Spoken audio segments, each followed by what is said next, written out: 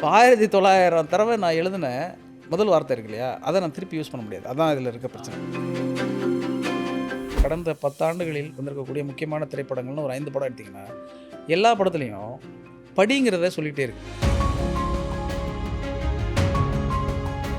தமிழ் சூழலை பொறுத்த வரைக்கும் என்னென்னா ரொம்ப ஆரோக்கியமாக தான் இருக்கிற மாதிரி தான் இருக்குது.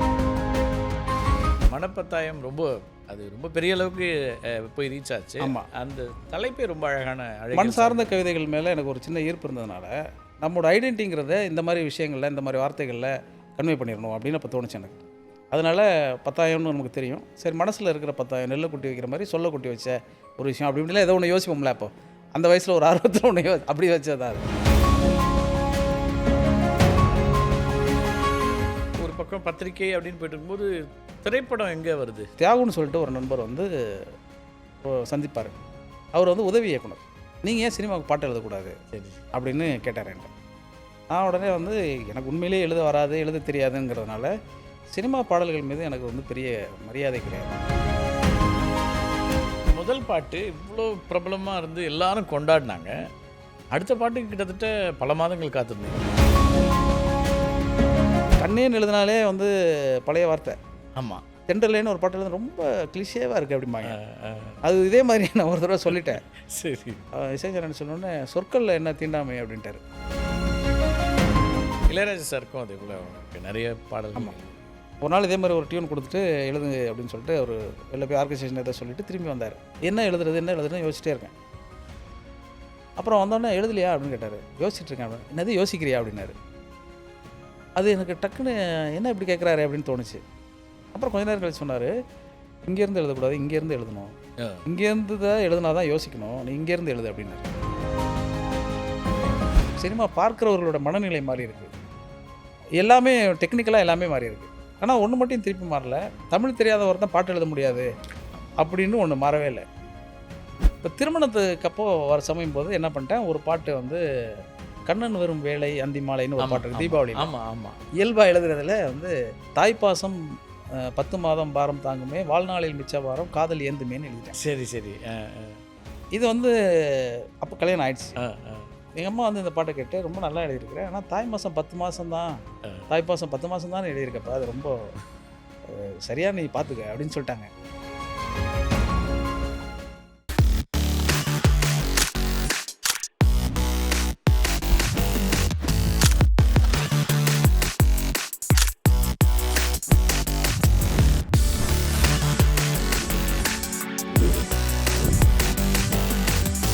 வணக்கம் நண்பர்களே, வாரந்தோறும் ஒரு தமிழ் முகம், தமிழ் ஆளுமையை சந்தித்து வருகிறோம். அந்த வகையில் இன்றைக்கு நாம் சந்திக்கக்கூடிய ஆளுமை தமிழ் முகம், தமிழ் அன்னையினுடைய ஒரு புதல்வன் அப்படின்னு நம்ம சொல்லலாம்.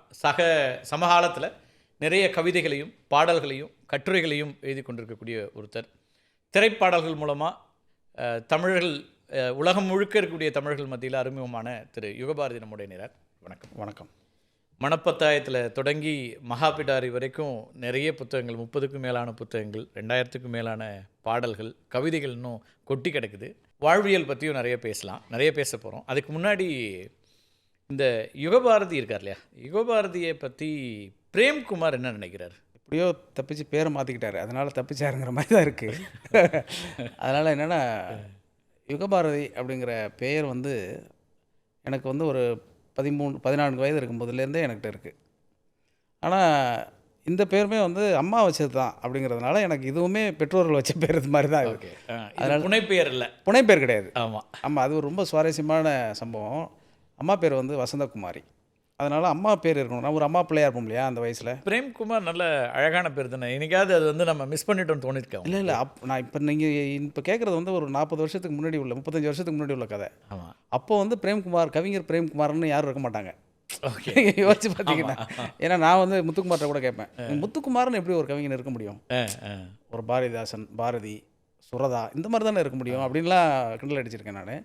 அதனால் அந்த வயசில் வந்து புனைப்பேர் வச்சுக்கிட்டா தான் கவிதை வரும், அல்லது கவிதை எழுதுனா புனைப்பேர் வச்சுக்கணும் அப்படிங்கிற மாதிரி ஒரு ஆசை வந்து அப்படி வச்சுக்கிட்டேன். அதனால் ஸோ அப்போ எப்படி யுகபாரதியை அங்கே மாறுறாரு அவர்?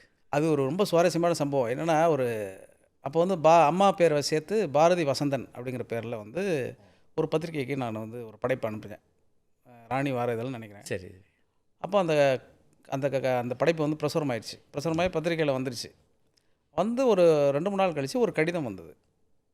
அந்த கடிதத்தை பிரித்து பார்த்தா இது மாதிரி வாசகர்கள் யாரோ ஒருத்தர் வந்து படிச்சுட்டு ரொம்ப உத்வேகத்தில் நம்மளை பாராட்டி எழுதியிருக்க போகிறாருன்னு சொல்லிட்டு அந்த கடிதத்தை ரொம்ப பிரித்து படிக்க வாசல் ஆரம்பிச்சு. கடிதம்லாம் வருதுங்கப்பதே ஒரு அப்படி பெரிய ஆமாம் மகிழ்ச்சி ஆமாம் இருக்குல்ல? அப்போ வந்து எனக்கு 14 வயசில் எப்படி இருக்கும் நீங்கள் யோசிச்சு பாருங்கள்.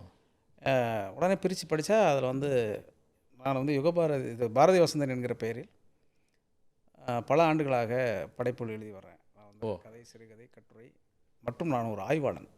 என்னுடைய பெயரை வந்து இப்படி பிரித்து சுரண்டி நீங்கள் எழுதுவது என்பது இது வந்து மிகப்பெரிய குற்றம்.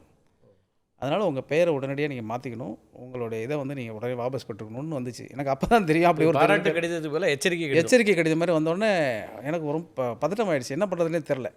அப்புறம் அம்மாட்ட போய் என்னமா இந்த மாதிரி வந்திருக்கு அப்படின்னா, ஏன்னா அவங்க தான் வந்து என்னுடைய எழுத்து பிழைகள் எல்லாம் திருத்துவாங்க. ஏன்னா அப்போ நான் ஆங்கில வழி பள்ளியில் படிச்சுட்டு இருந்தேன். ரொம்ப எழுத்து பிழையற்று எழுதுறதுக்கான பயிற்சியெல்லாம் அப்போ கிடையாது எனக்கு. அதனால் எல்லா படைப்புகளும் அவங்க தான் திருத்தி கொடுப்பாங்க. அந்த திருத்தி கொடுக்குறது வந்து என்னோட 21 வயசு வரைக்கும் திருத்தி கொடுத்ததுனால நான் காதல் கடிதமே எழுத முடியாமல் போச்சு. ஏன்னா இந்த சோகம் வேறு இருக்குது எனக்கு.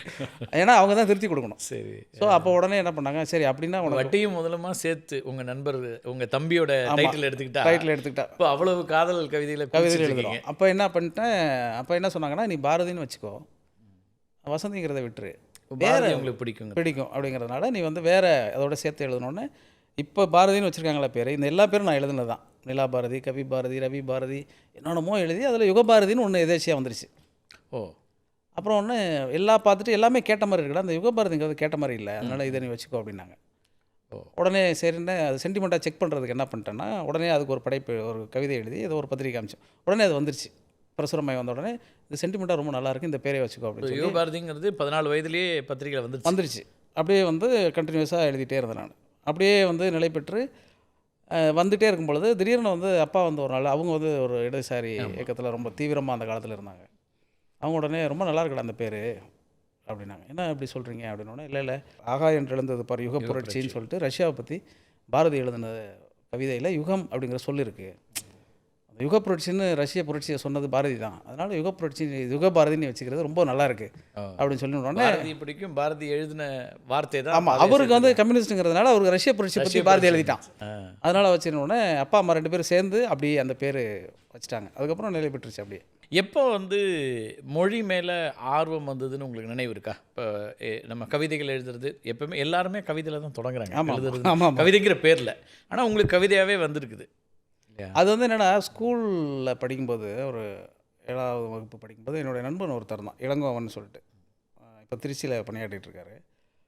அவருக்கு வந்து ரொம்ப இந்த மாதிரி இந்த பாடல்களுக்கு வந்து ஏதாவது சினிமா பாட்டு இருக்குனாக்கா அதே சந்தத்தில் வேறு எழுதுவாப்பில். அதாவது சந்தம் பாட்டு இதெல்லாம் அந்த வயசில் எங்களுக்கு தெரியாது. இப்போ நான் தேடும் செவந்தி போகுதுன்னா அதுக்கு மாற்றி அவர் ஒன்று எழுதுவார். எனக்கு பக்கத்தில் இருந்ததுனால இது மாதிரி எப்படி இருக்கு பாரு அப்படின்னோடனே எனக்கு அதில் ஒரு சின்ன ஆர்வம் வந்து வர ஆரம்பிச்சிருச்சு. இது எப்படி எழுதுற நீ அப்படின்னு கேட்டோடனே அவன் அந்த சந்தங்கள்லாம், அதாவது அந்த அந்த மெட்டு அப்படியே வாசித்து காமிச்சு அது மாதிரி எழுதுனோடனே நான் 2 பாட்டுக்கு எழுதிட்டு போகிறது இது மாதிரி எழுத ஆரம்பிச்சேன்னா, இதுக்கு அடிப்படையே என்ன இருக்குது அப்படின்னா, நம்ம மனப்பாட பகுதியில் இருக்கிற விஷயங்கள்லாம் பிடிக்கும் இல்லையா, அதெல்லாம் கொஞ்சம் கொஞ்சம் படிக்க ஆரம்பித்தோம். அப்படியே கொஞ்சம் கொஞ்சமாக எழுத ஆரம்பித்தோடனே இது ஒரு கட்டத்தில் எங்கள் தமிழ் ஆசிரியருக்கு தெரிஞ்சிருச்சு. சரி. எங்கள் டீச்சர்ஸ் எல்லாருக்குமே தெரிய ஆரம்பிச்சிருச்சு. அந்த ஸ்கூல் வந்து ஒரு முதல்ல தொடங்கின ஒரு ஸ்கூல், மேக்ஸ்வெல் மெட்ரிகுலேஷன் ஸ்கூல். எங்கே இருக்குது? தஞ்சாவூர். அது வந்து என்னென்னா, நாங்கள் தான் ஃபஸ்ட்டு செட்டு. சரி. ஸோ அந்த ஸ்கூலை வந்து ஆங்கில வழியில் நான் தான் ஃபஸ்ட்டு 10th எழுதின செட்டு அப்படின்னு வச்சுக்கோங்களேன். அப்போ என்ன ஆச்சுன்னா, அவங்க ரொம்ப உற்சாகப்படுத்த ஆரம்பிச்சிட்டாங்க. அவங்க வந்து அங்கே ஒரு சின்ன லைப்ரரி ஆரம்பிச்சு கவிதை எழுதுறது, அதுக்கு புத்தகங்கள் கொடுப்பாங்க. அவங்க எங்களை கைட் பண்ணுவாங்க. நான் படித்த வைரமுத்து, மேத்தா கவிதைகள்லாம் இருக்கும் இல்லையா தொடக்க காலத்தில், இன்குலாப்பு, இந்த பேர்கள்லாம் நான் தெரிஞ்சது எனக்கு அந்த ஆசிரியர்கள் மூலமாக தான். நிறைய கற்பித்தாங்க. அப்படியே அது தொடர்ச்சியாக எழுத ஆரம்பிச்சாச்சு அதில். ஸோ அங்கேயே கவிதைகள் எழுத தொடங்கிட்டீங்க? ஆமாம். அப்போவே எழுதி அதான் நான் வந்து ஒரு 10ஆம் வகுப்பு முடிக்கும் பொழுது நான் ஒரு 600 கவிதைகள் பத்திரிகையில் எனக்கு பிரசுரமாச்சு. அதாவது பிரசுரமே ஆயிடுச்சு. அதெல்லாம் கவிதைகள்னு சொல்ல முடியாது, கவிதை மாதிரி தான், ஆனால் பிரசுரமாயிருக்குன்னா அதுக்கு ஒரு ஆமாம் யாரோ ஒருத்தர் பார்த்து அதுக்கு பிரசுரிக்க தகுந்ததுன்னு ஒரு முடிவு பண்ணிருக்காங்கல்ல. அப்போ என்னென்னா, அந்த மாதிரி வர கவிதைகள் எல்லாத்தையும் எங்கள் அம்மா என்ன பண்ணுவாங்கன்னா, கட் பண்ணி ஒரு ஆல்பம் மாதிரி ரெடி பண்ணுவாங்க. வர கவிதைகளை கட் பண்ணி அந்த ஆல்பத்தில் ஒட்டிக்கிட்டே வந்தாங்க. அப்புறம் நான் அந்த பொறியியல் முடிச்சுட்டு சென்னைக்கு வரும்பொழுது அந்த 600 கவிதைகள் உள்ள ஆல்பத்தை தான் என் கையில் கொடுத்து மெட்ராஸில் வச்சு இதை வச்சு ஏதாவது பண்ணிக்க. ஏற்காக சென்னை வந்தீங்க? சென்னையில் இப்போ என்னென்னா, பத்திரிகை தேடல், எல்லாருக்கும் ஒரு தேடல். ஆமாம், எனக்கு வந்து அடிப்படையில் பத்திரிகை மீது ரொம்ப ஆர்வம் எனக்கு. ஏன்னா திரைப்படம்னு இல்லை அதெல்லாம் இல்லை, அந்த கால அந்த நேரத்தில் திரைப்படம் பாட்டு இதெல்லாமே இல்லை எனக்கு. ஏன்னா அந்த ஆரம்பத்தில் எழுதி பழகணுமே தவிர அந்த எழுதிட்டு இருக்க சமயத்தில் என்னென்னா யாப்பு இலக்கணம்லாம் கற்றுக்கிட்டேன் நான்.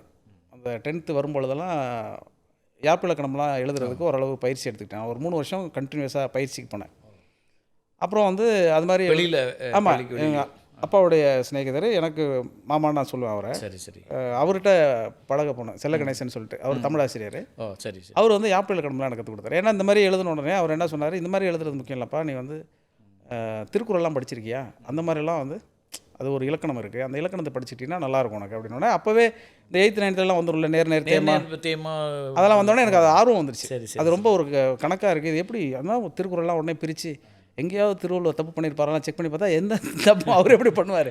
சரி அப்புறம் எனக்கு ஒரு ஆர்வம் வந்துருச்சு. அதையும் முயற்சி பண்ணுறீங்க. ஆமாம், திருக்குறளில் என்ன தவறு ஏதாவது இருக்கா, அப்படிலாம் இலக்கண பிழை இருக்கா, அது மாதிரி பார்க்குறது. அப்புறம் வந்து என்னென்னா ஏதாவது ஒரு தெருவில் இருக்கிற ஏதாவது கடை பெயர்கள் இருக்கு இல்லையா, இந்த பெயர்கள் எல்லாம் சேர்த்து வந்து ஒரு வெண்பா இலக்கணத்தில் எழுதி பார்க்குறது. இந்த மாதிரிலாம் ஒரு பயிற்சி வெண்பா எழுதுறது வந்து உங்களுக்கு பள்ளியிலேயே கை வந்துருச்சு. நான் 10thலாம் எனக்கு வெண்பாக்களும் பிரசுரமாக இருக்குது நிறையா. ஓ அதனால் அது நல்ல பயிற்சி எடுத்துக்கிட்டேன் நான். எனக்கு அது ரொம்ப ஆர்வம் இருந்ததுனால நிறைய வாசிக்க ஆரம்பிச்சிட்டேன். சென்னைக்கு 19 வயசில் வந்துடுறேன். வந்த உடனே என்னென்னா இப்போது என்ன ஆக போகிறோம்னு நமக்கு தெரியல. அப்போது அந்த கோர்ஸ் கம்ப்ளீட் சர்டிஃபிகேட் சிசி சர்டிஃபிகேட்னு சொல்லுவாங்க இல்லையா, அது வர்றதுக்கு ஒரு 4-5 மாதம் ஆகும்.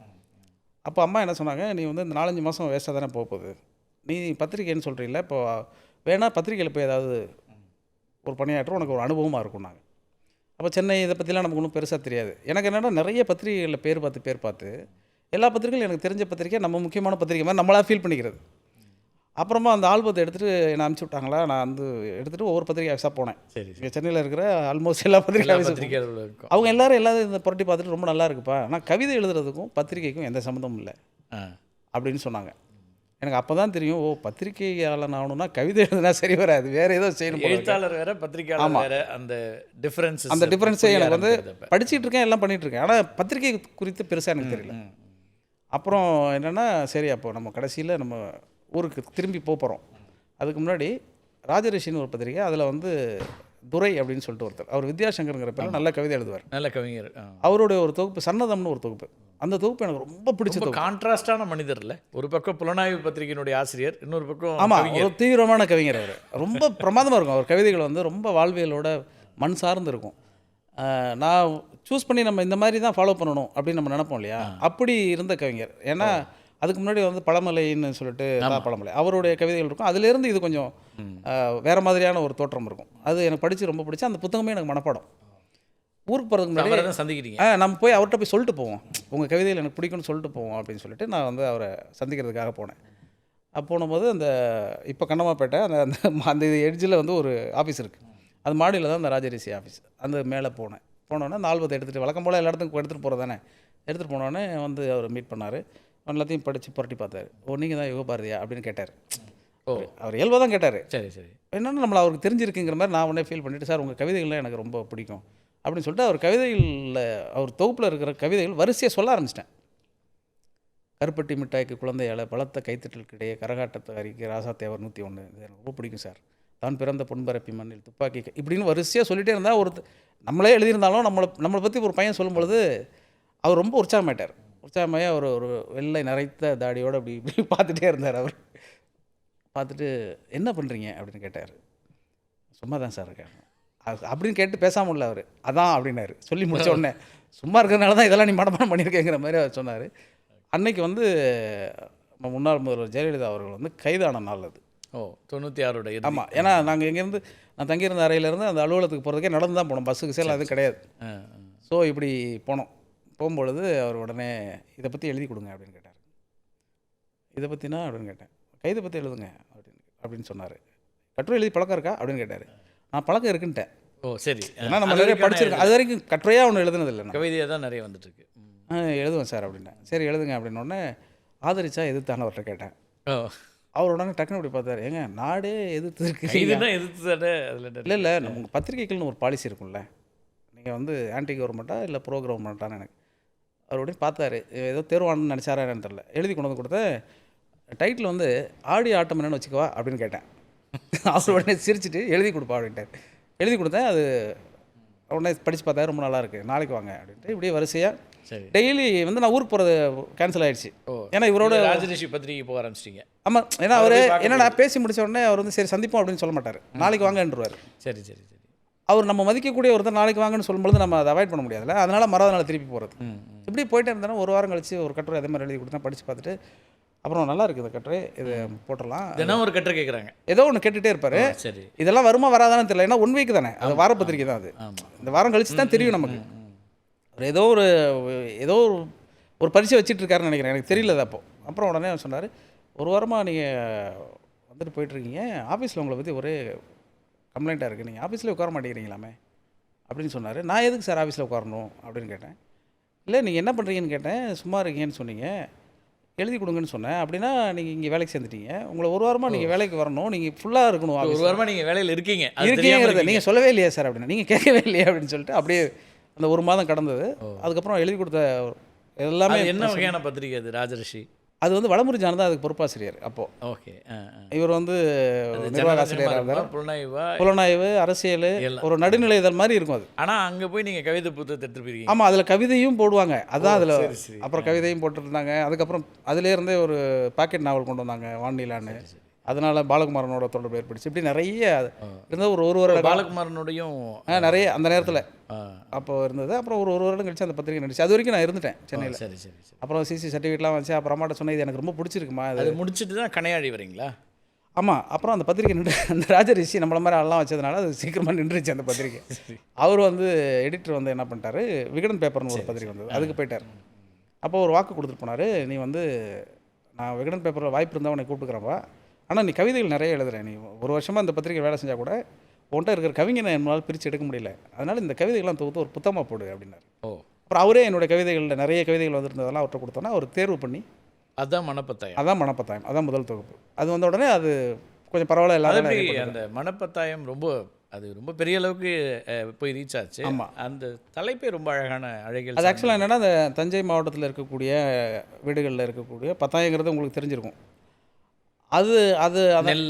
ஆமாம், என்னென்னா மண் சார்ந்த கவிதைகள் மேலே எனக்கு ஒரு சின்ன ஈர்ப்பு இருந்ததுனால நம்மளோட ஐடென்டிங்கிறத இந்த மாதிரி விஷயங்களில், இந்த மாதிரி வார்த்தைகளில் கன்வே பண்ணிடணும் அப்படின்னு இப்போ தோணுச்சு எனக்கு. அதனால் பத்தாயம்னு நமக்கு தெரியும், சரி மனசில் இருக்கிற பத்தாயம், நெல்லை குட்டி வைக்கிற மாதிரி சொல்ல குட்டி வச்ச ஒரு விஷயம் அப்படி இப்படிலாம் ஏதோ ஒன்று யோசிப்போம்ல. அப்போ அந்த வயசில் ஒரு ஆர்வத்தில் ஒன்று அப்படி வச்சது தான் அது. அப்புறம் அவர் தேர்வு பண்ணி கொடுத்தா அது நல்ல ஓரளவு எல்லாரும் வரவேற்பு இருந்துச்சு, நிறைய கவனம் பெற்ற ஒரு. ஆமாம். அந்த நேரத்தில் என்னென்னா, அந்த ராஜரிஷி பத்திரிகைக்கு ஒரு வடிவமைப்பாளர் இருந்தார், ஒரு லேஅவுட் ஆர்டிஸ்ட் இருந்தார். அவர் வந்து ஆர்சி மதுராஜின் அண்ணன். அவர் வந்து சொன்னார், ஏன்ப்பா இந்த மாதிரி கனையாளின்னு ஒரு பத்திரிக்கை, என்னன்னா எனக்கு கனையாளி ரொம்ப பிடிச்ச இலக்கிய பத்திரிக்கை, அங்கே வந்து ஒரு ஆள் தேவைப்படுதுப்பா, நீ வேணா போறியா? நல்ல வடிவமைப்பாளர், நிறைய புத்தகங்களுக்கு நிறைய பண்ணியிருக்காரு, பண்ணிட்டு இருப்பாரு. அப்புறம் அவர் தான் என்னை வந்து அங்கே அறிமுகப்படுத்தினார். ஓ சரி சரி. அங்கே போனோன்னே இந்த புத்தகம் இதெல்லாம் வந்தோடனே அவங்களுக்கும் ரொம்ப பிடிச்சிருந்தது. அப்புறம் அதிலே ஒரு 6 வருடம் கண்டினியூஸாக அதில். இந்த இப்போ ஒரு பக்கம் பத்திரிக்கை அப்படின்னு போயிட்டு இருக்கும்போது திரைப்படம் எங்கே வருது, திரைப்பாடல்கள் அப்படிங்கிறது? இந்த முதல் தொகுப்பு வந்தது இல்லையா, இந்த தொகுப்பு வந்து ஒரு வருடம் கழித்து எதாச்சியாக திருப்பியும் அதே மாதிரி துரையை வந்து சந்தித்தேன். சரி. அவர் வந்து சொன்னார், ஒரு புத்தகம் போட்டால் இப்போ விகடன் பேப்பரில் இருக்கு, அவர் இருக்கார். சரி. அப்போ வந்து ஒரு ஏதாவது வெள்ளிக்கிழமையில் மாலையில் அவர் வந்து என்னை சந்திக்க கூடுவார். நான் போய் பேசிவிட்டு இலக்கியத்தை பற்றிலாம் பேசுவோம். அதுக்கிடையிலே வந்து இந்த இலக்கிய பத்திரிகையில் பணியாற்றும் பொழுது என்னென்னா நிறைய தொடர்புகள் வர ஆரம்பிச்சிருக்கும். சுஜாதாவோட, கஸ்தூரங்கனோட, இந்திரா பார்சாரோட, இப்படி ரொம்ப சீரியஸ் லிட்ரேச்சர் ஆட்களோடலாம் நிறைய பழக ஆரம்பிச்சிடும், நிறைய வாசிக்க ஆரம்பிச்சிட்டேன். அப்போது இவரை போய் பார்க்கும்போது சொன்னார், என்னப்பா கனையாளிலாம் நீ வேலை செய்ய ஆரம்பிச்சிட்ட, அடுத்த புத்தகம் வரவே இல்லையே அப்படின்னாரு. ஓ. அப்போ அடுத்த புத்தகமா, எதுக்கு சார் அப்படின்னா, இல்லை அடுத்து ஒரு புத்தகம் நீங்கள் கொண்டு வாங்க அப்படின்னு சொன்னார். அப்போ நான் அதே மாதிரி எழுதிட்டு வரேன் சார், நீங்களே தேர்வு பண்ணி கொடுங்கன்னா, ரெண்டாவதும் அவர் தான் தேர்வு பண்ணி கொடுத்தாரு. அதுவும் கவிதை தொகுப்பு. முதல்ல தமிழக அரசு பரிசு வந்துச்சு, ரெண்டாவதும் தமிழக அரசு பரிசு வந்தது. அப்போ வந்து தியாகுன்னு சொல்லிட்டு ஒரு நண்பர் வந்து சந்திப்பார். அவர் வந்து உதவி இயக்குனர். சரி. அவர் வந்து லிங்குசாமி கிட்ட வந்து உதவி இயக்குனராக இருந்தார். லிங்குசாமி அப்போ படம்லாம் பண்ணல. அப்போ அவர் வந்து என்ன சொன்னார், எங்கள் டைரக்டர்கிட்ட உங்களை பற்றி சொன்னேன், அவர் வந்து ரொம்ப இம்ப்ரெஸ் ஆகிட்டார், நீங்கள் ஏன் சினிமாவுக்கு பாட்டு எழுதக்கூடாது அப்படின்னு கேட்டார் என்கிட்ட. நான் உடனே வந்து எனக்கு உண்மையிலேயே எழுத வராது, எழுத தெரியாதுங்கிறதுனால சினிமா பாடல்கள் மீது எனக்கு வந்து பெரிய மரியாதை கிடையாது, அபிப்பிராயம் இல்லை. அப்புறம் இலக்கிய பத்திரிகையில் இருக்கும். ஆமாம், கனையாளி மாதிரியான பத்திரிகையில் ஒரு ஜோல்னா போய் போட்டு எங்கெங்கே இலக்கிய கூட்டமாக போயிட்டு இருக்க சினிமா பாட்டு மேலே மரியாதை வர. நான் உடனே அவர்கிட்ட சொன்னேன், அது வந்து அந்த காலகட்டத்தில் அப்படி ஒரு பார்வை இருந்துச்சு, அதாவது தீவிர இலக்கியம் தான் வரவே கூடாது, சினிமாவுக்கு வரவே கூடாது, திரைப்படங்கள்லாம் திரைப்பாடல்கள்லாம் ஒரு ஒரு படி கம்மி அப்படிங்கிற மாதிரி. ஆமாம் ஆமாம், இப்போவுமே இருக்குது, இப்போவுமே கொஞ்சம் பேருக்கு இருக்காது. ஆனால் கொஞ்சம் பேருக்கு இருக்கும், இலக்கியங்கள் எழுதுறவங்களுக்கு அது கொஞ்ச நாள் இருக்கும், அப்புறம் அவங்களே எழுதுறதுக்கு முயற்சி பண்ணி திருப்பி வந்து அதெல்லாம் பண்ணுவாங்க, அதெல்லாம் நடக்கும். ஆனால் தொடக்கத்தில் இப்படி இருந்தது. ஏன்னா அந்த காலகட்டத்தில் எனக்கு நினைவு இருக்குது. நான் ஒரு வாசகனாக பார்க்கும்போது தீவிர இலக்கியத்தில் இருக்கிறவங்க எழுத்தாளர்கள் வந்து திரைப்படங்களை என்னது அப்படிங்கிற மாதிரி இருக்கும். திரைப்படங்களில் எழுதுறீங்களா, திரைப்படத்துக்கு போகிறீங்களாங்கிறது அது பின்னாடி தான் வசனகர்த்தாக்களாக இவங்கெல்லாம் வந்த பிறகு அது மாறுச்சுன்னு நினைக்கிறேன். இப்போ கூட மாறல, அது மாறினதான் அவங்களே யாரெல்லாம் பேசுனாங்களோ அவங்களாம் தான் வந்தாங்க. அதான் இதில் ஒரு முக்கியமான விஷயம். சரி. அப்புறம் வந்து அவர்கிட்ட சொல்லிட்டேன், அந்த பையன்ட்ட சொன்னோடனே, அவர் நண்பர் தியாகிட்ட சொன்னோடனே அவர் வந்து விடாமல் நச்சரிச்சுட்டே இருந்தார். அவர் வந்து இல்லை நீங்கள் வந்து கண்டிப்பாக நீங்கள் சினிமாவில் எழுதணும், ஏன்னா நீங்கள் 2 தொகுப்பு போட்டிங்க, 2மே வந்து தமிழக அரசு பரிசு வாங்கியிருக்குன்னா அது வந்து ஒரு அங்கீகரிக்கப்பட்ட ஒரு படைப்பாளர். நீங்களாம் சினிமாவுக்கு வந்து வளம் சேர்க்கணும். சினிமாவில் வளம் சேர்க்கறதுக்கெலாம் ஒன்றும் இல்லை, பஸ் என்னென்னா நமக்கு தெரியாது ஆக்சுவலாக. சரி சரி. மெட்டுக்கு எழுதி பயிற்சி கிடையாது. இடையில அறிமுகம் நல்லா சந்திப்போம். ஓ சரி. அங்கே போனாக்கா அங்கே ஒரு ஆமாம் அங்கே ஒரு பெரிய டீம் இருக்கும். அங்கே போனால் முத்துக்குமார், கபிலன் எல்லாரும் அங்கே உட்காந்துருப்பாங்க. அங்கே உள்ளே நம்மளை விட மாட்டாங்க, அதெல்லாம் வேறு பிரச்சனை. அப்போ வந்து அது அங்கேயே இருந்தது. ஆமாம் அதெல்லாம் வந்து அப்போ வந்து பள்ளி மருந்தனம் தான் நிறைய பாட்டு எழுதுவாங்க. அப்போ போகும்பொழுது அறிவுமதினை வந்து ஒரு பயிற்சி பற்ற மாதிரி வச்சுருப்பார். ஒரு அறிவு குடிலாச்சே. ஆமாம், இந்த பக்கம் சீமான் இருப்பார், அந்த பக்கம் செல்வ பாரதி, இந்த பக்கம் சுந்தர்சி, இப்படிலாம் இருப்பாங்க. அங்கே மொத்த சினிமாவுமே அங்கே தான் இருக்கிற மாதிரியே இருக்கும். அது உள்ளே போய் அண்ணனை சந்திக்கிறதுக்கு கஷ்டமாக இருக்கும். அண்ணன் ஏதாவது சிறைச்சாலை வசனம் எழுதிட்டு இருக்காரு, இப்போ டிஸ்டர்ப் பண்ணாதீங்கன்னு அனுப்பிடுவாங்க. நானும் நம்ம ராஜமுருகன் சகோதரர் இருக்கார்ல, அவருடைய அண்ணன் சரவணன், 2 பேரும் தான் போவோம். நாங்கள் 2 பேரும் வெளியில் வந்து பார்த்துட்டு என்ன நம்மளை உள்ளே சந்திக்க கூட விட மாட்டேங்கிறாங்க, அண்ணன்ட்ட போய் நம்ம இந்த கவிதைகள்லாம் பேசுவோமேன்னு சொல்லிட்டு அப்படி வந்துகிட்டே இருந்தோம். ஆனால் இந்த பையன் வந்து திருப்பி கேட்டுகிட்டே இருந்தார். தியாகு வந்து கூப்பிட்டே இருக்காரு. அப்போ வந்து என்ன சொன்னார், இல்லைங்க அப்புறமா வந்து ஒரு நாள் ஓப்பனாக சொல்லிட்டேன், எனக்கு மெட்டுக்கு எழுத தெரியாது, அதனால தான் சொல்கிறேன் நண்பா, அதுக்கு ஒரு பயிற்சி வேணும். ஏன்னா நான் அந்த அறிமுக ஆஃபீஸ் போகும்போது தான் அங்கே எல்லோரும் டியூனை போட்டு எழுதிட்டு இருப்பாங்க. அந்த மாதிரி நம்ம போட்டு எழுதுனதில்லப்பா, எனக்கு தெரியாது அப்படின்னோடனே, இல்லை நான் எங்கள் டைரக்டர் இதை பற்றிலாம் டிஸ்கஸ் பண்ணிட்டேன், நீங்கள் எழுதி கொடுங்க போதும்ட்டார். எழுதி கொடுக்குறதுக்கு மெட்ட அமைச்சுக்கிறேன்னு சொல்லிட்டாங்க. ஓ அப்படின்ட்டார். அப்படின்னோட எனக்கு வந்து ஒரு ஆச்சரியமாகிடுச்சு. ஒரு திரைப்பாடலுக்கான ஒரு வடிவமைப்பு இருக்கும்ல, இத்தனை வரி அப்படி ஏதாவது இருக்கு? அதெல்லாம் எனக்கு தெரியாது. அதான் கேட்குறேன். எதுவுமே தெரியாது. நீங்கள் வந்து சும்மா அவர் ஒரு ஆர்வத்தில் என்னை கேட்குறாரு, நான் ஆர்வத்தில் மறுக்கிறேன். அதுக்கப்புறம் வந்து தொடர்ச்சியாக ஒருத்தர் நம்ம மேலே அக்கறையோடு இருக்கும்பொழுது நம்ம அவருக்கு ரெஸ்பாண்ட் பண்ணுறோம். இல்லை நீங்கள் எழுதி கொடுங்க, எங்கள் டைரக்டர் வந்து ஒரு சுச்சுவேஷன் வச்சுருக்காரு, காதலன் வந்து ஒரு காதலிக்கு ₹1 காசு கொடுத்துட்டு போயிடறாங்க, அந்த காசை பற்றி பாட்டு எழுதணுங்க அப்படின்றாரு. உடனே அப்புறம் டைரக்டர்கிட்ட ஒரு நாள் கூட்டிகிட்டு போய் என்னை அறிமுகப்படுத்தினோட ஒரு சுச்சுவேஷன்லாம் சொல்கிறாரு. சொன்னோடனே ரொம்ப சூப்பராக இருக்குது சார், ஆனால் எனக்கு சினிமா பாட்டு எழுதுறதுல பெரிய ஆர்வம் இல்லை சார், ஆனால் தியாகு வந்து ரொம்ப நான் எழுதணும்னு விரும்புகிறாரு அப்படின்னு அவர்கிட்டே சொல்கிறார். அவர் சிரிச்சுக்கிறாரு. அவர் சிரிச்சுட்டு அவர் வந்துடுறாரு. 1 வாரம் கழித்து திருப்பி அதே தியாகு வர்றாரு. வந்தோடனே சொல்கிறாரு, பாரதி இது மாதிரி டைரக்டருக்கு வந்து அந்த படம் கேன்சல் ஆகிடுச்சு, ட்ராப் பண்ணிட்டாங்க, அடுத்து அவர் கமிட் ஆகும்போது உங்களை கூப்பிடுவாருன்ட்டார். ஓ ரொம்ப சந்தோஷமாக போச்சேன்னு சொல்லிட்டு ஒரு 2-3 மாதம் இருந்துச்சு. அதுக்கப்புறம் தான் சூப்பர் குட்டில் அவர் கமிட் ஆகி அந்த ஆனந்தம் படம் திரைப்படம் வருது. அப்புறம் எழுதி கொண்டு போய் கொடுத்தேன்.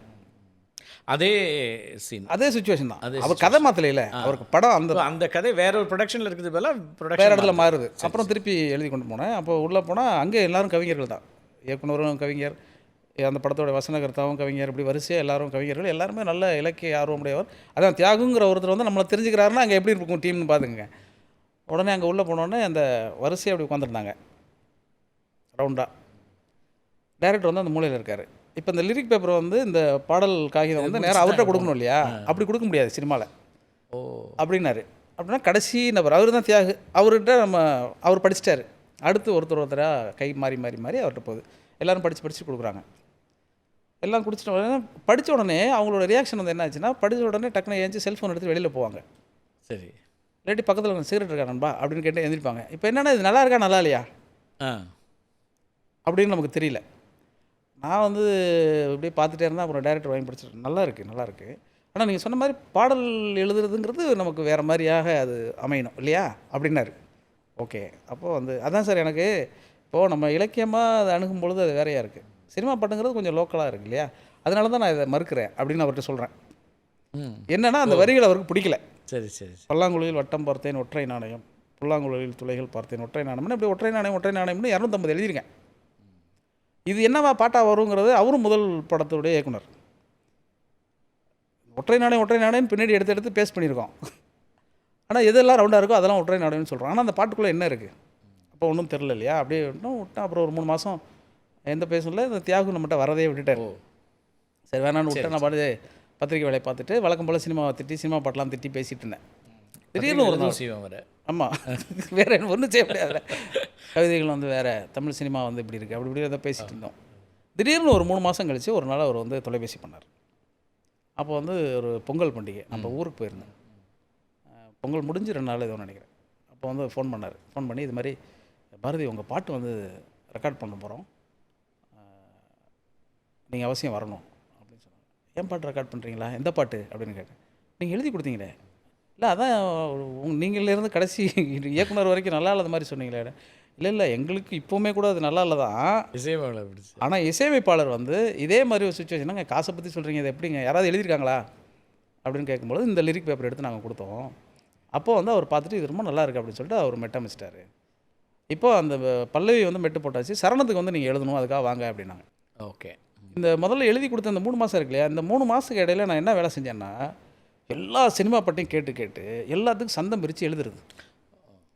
அந்த 3 மாதத்துக்கு பயங்கரமாக ரெடி ஆகிட்டேன்னா ஏன்னா நம்ம இங்கே சொல்லிட்டு வந்திருக்கோம் இல்லையா, அதனால் எனக்கு அது ஒரு இது வந்தது.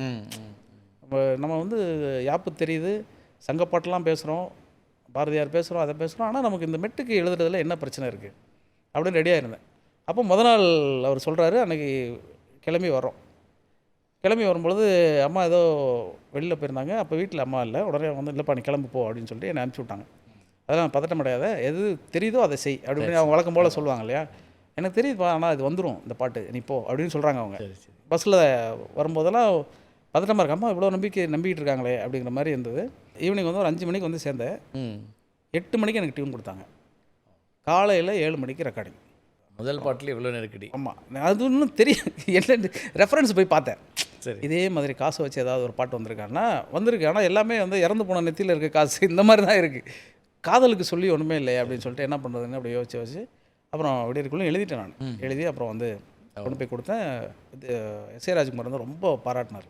அது மிகப்பெரிய ஹிட் ஆச்சு அந்த பாட்டு. ஆமாம், அது ரொம்ப வந்துச்சு. அப்புறம் வெளியே வந்த பிறகு அப்போ தான் வந்து அந்த எல்லாமும் நமக்கு புரிஞ்சுது. ஓ, மெட்டுங்கிறது இது, பாட்டுங்கிறது இது, சுச்சுவேஷனுங்கிறது இது. ஆனால் நீங்கள் முதல் பாட்டு இவ்வளோ பிரபலமாக இருந்து எல்லாரும் கொண்டாடினாங்க, அடுத்த பாட்டுக்கு கிட்டத்தட்ட பல மாதங்கள் காத்திருந்தீங்கல்ல? ஆமாம், நமக்கு யாருமே தெரியாதுல்ல, நமக்கு சினிமா முயற்சி கிடையாது, சினிமா ஆர்வம் கிடையாது. அது பாட்டு வெற்றி அடைஞ்சா அப்படியெல்லாம் கூப்பிட மாட்டாங்க, தேட்டர்லாம் கிடையாது. அப்படியெல்லாம் யாருமே எப்போவுமே யாரையுமே கூப்பிடலாம் மாட்டாங்க. அதாவது என்னென்னா, இந்த ஒரு சினிமாவில் ஒரு 6 பாட்டு இருக்குது, 6 பேர் எழுதுவோம். இந்த 6 பேரில் இந்த பாட்டு யார் எழுதுனது யாருக்கு தெரியும்? இது வந்து யுகபாரதி எழுதினாரா அப்படிங்கிறத கேட்டு உங்களுக்கு ஒரு வாய்ப்பு கொடுக்கணும். அதை விட பெரிய காமெடி என்னென்னா, அதில் என் டைட்டிலே வந்து ரோலிங் டைட்டில் இருக்கும் பின்னாடி. ஓகே, அது இன்னும் சௌரியம் இல்லையா? அதனால் அதுவே ஆகாது மைண்டில். அதுக்கப்புறம் வந்து திருப்பி என்ன செய்கிறதுன்னு தெரியாமல் அப்படியே இருந்தேன். அப்புறம் பத்திரிக்கையிலே வேலை செஞ்சுட்டு இருந்தேன். அப்புறம் லிங்குசாமியை திருப்பி கூப்பிட்டாரு. ஓ, 2வது பாடலுக்கான வாய்ப்பும் அவர் தான் கூப்பிட்டு கேட்குறாரு, நீங்கள் வந்து அந்த பாட்டு அவ்வளோ பெரிய வெற்றி அடைஞ்சிச்சு, ஏன் நீங்கள் அடுத்த பாட்டு எழுதலை அப்படின்னு கேட்டார். அடுத்த படம் நீங்கள் பண்ணவே இல்லையா சார், நீங்கள் பண்ணும்போது தான் என்ன? ஆமாம் அப்படின்னு சொல்லிட்டு அதுக்கு அடுத்த பாட்டு வந்து காதல் பிசாசு, அந்த ரன்னு ஒரு படம் எடுத்தார். அப்போ வித்யாசாகர்ட்ட அழைச்சிட்டு போய் அவர் இன்ட்ரடியூஸ் பண்ணார். நீங்களும் உங்கள் நண்பரும் எழுதின பாடல் தான் ரன்னோட மிகப்பெரிய வெற்றி அடைஞ்சது.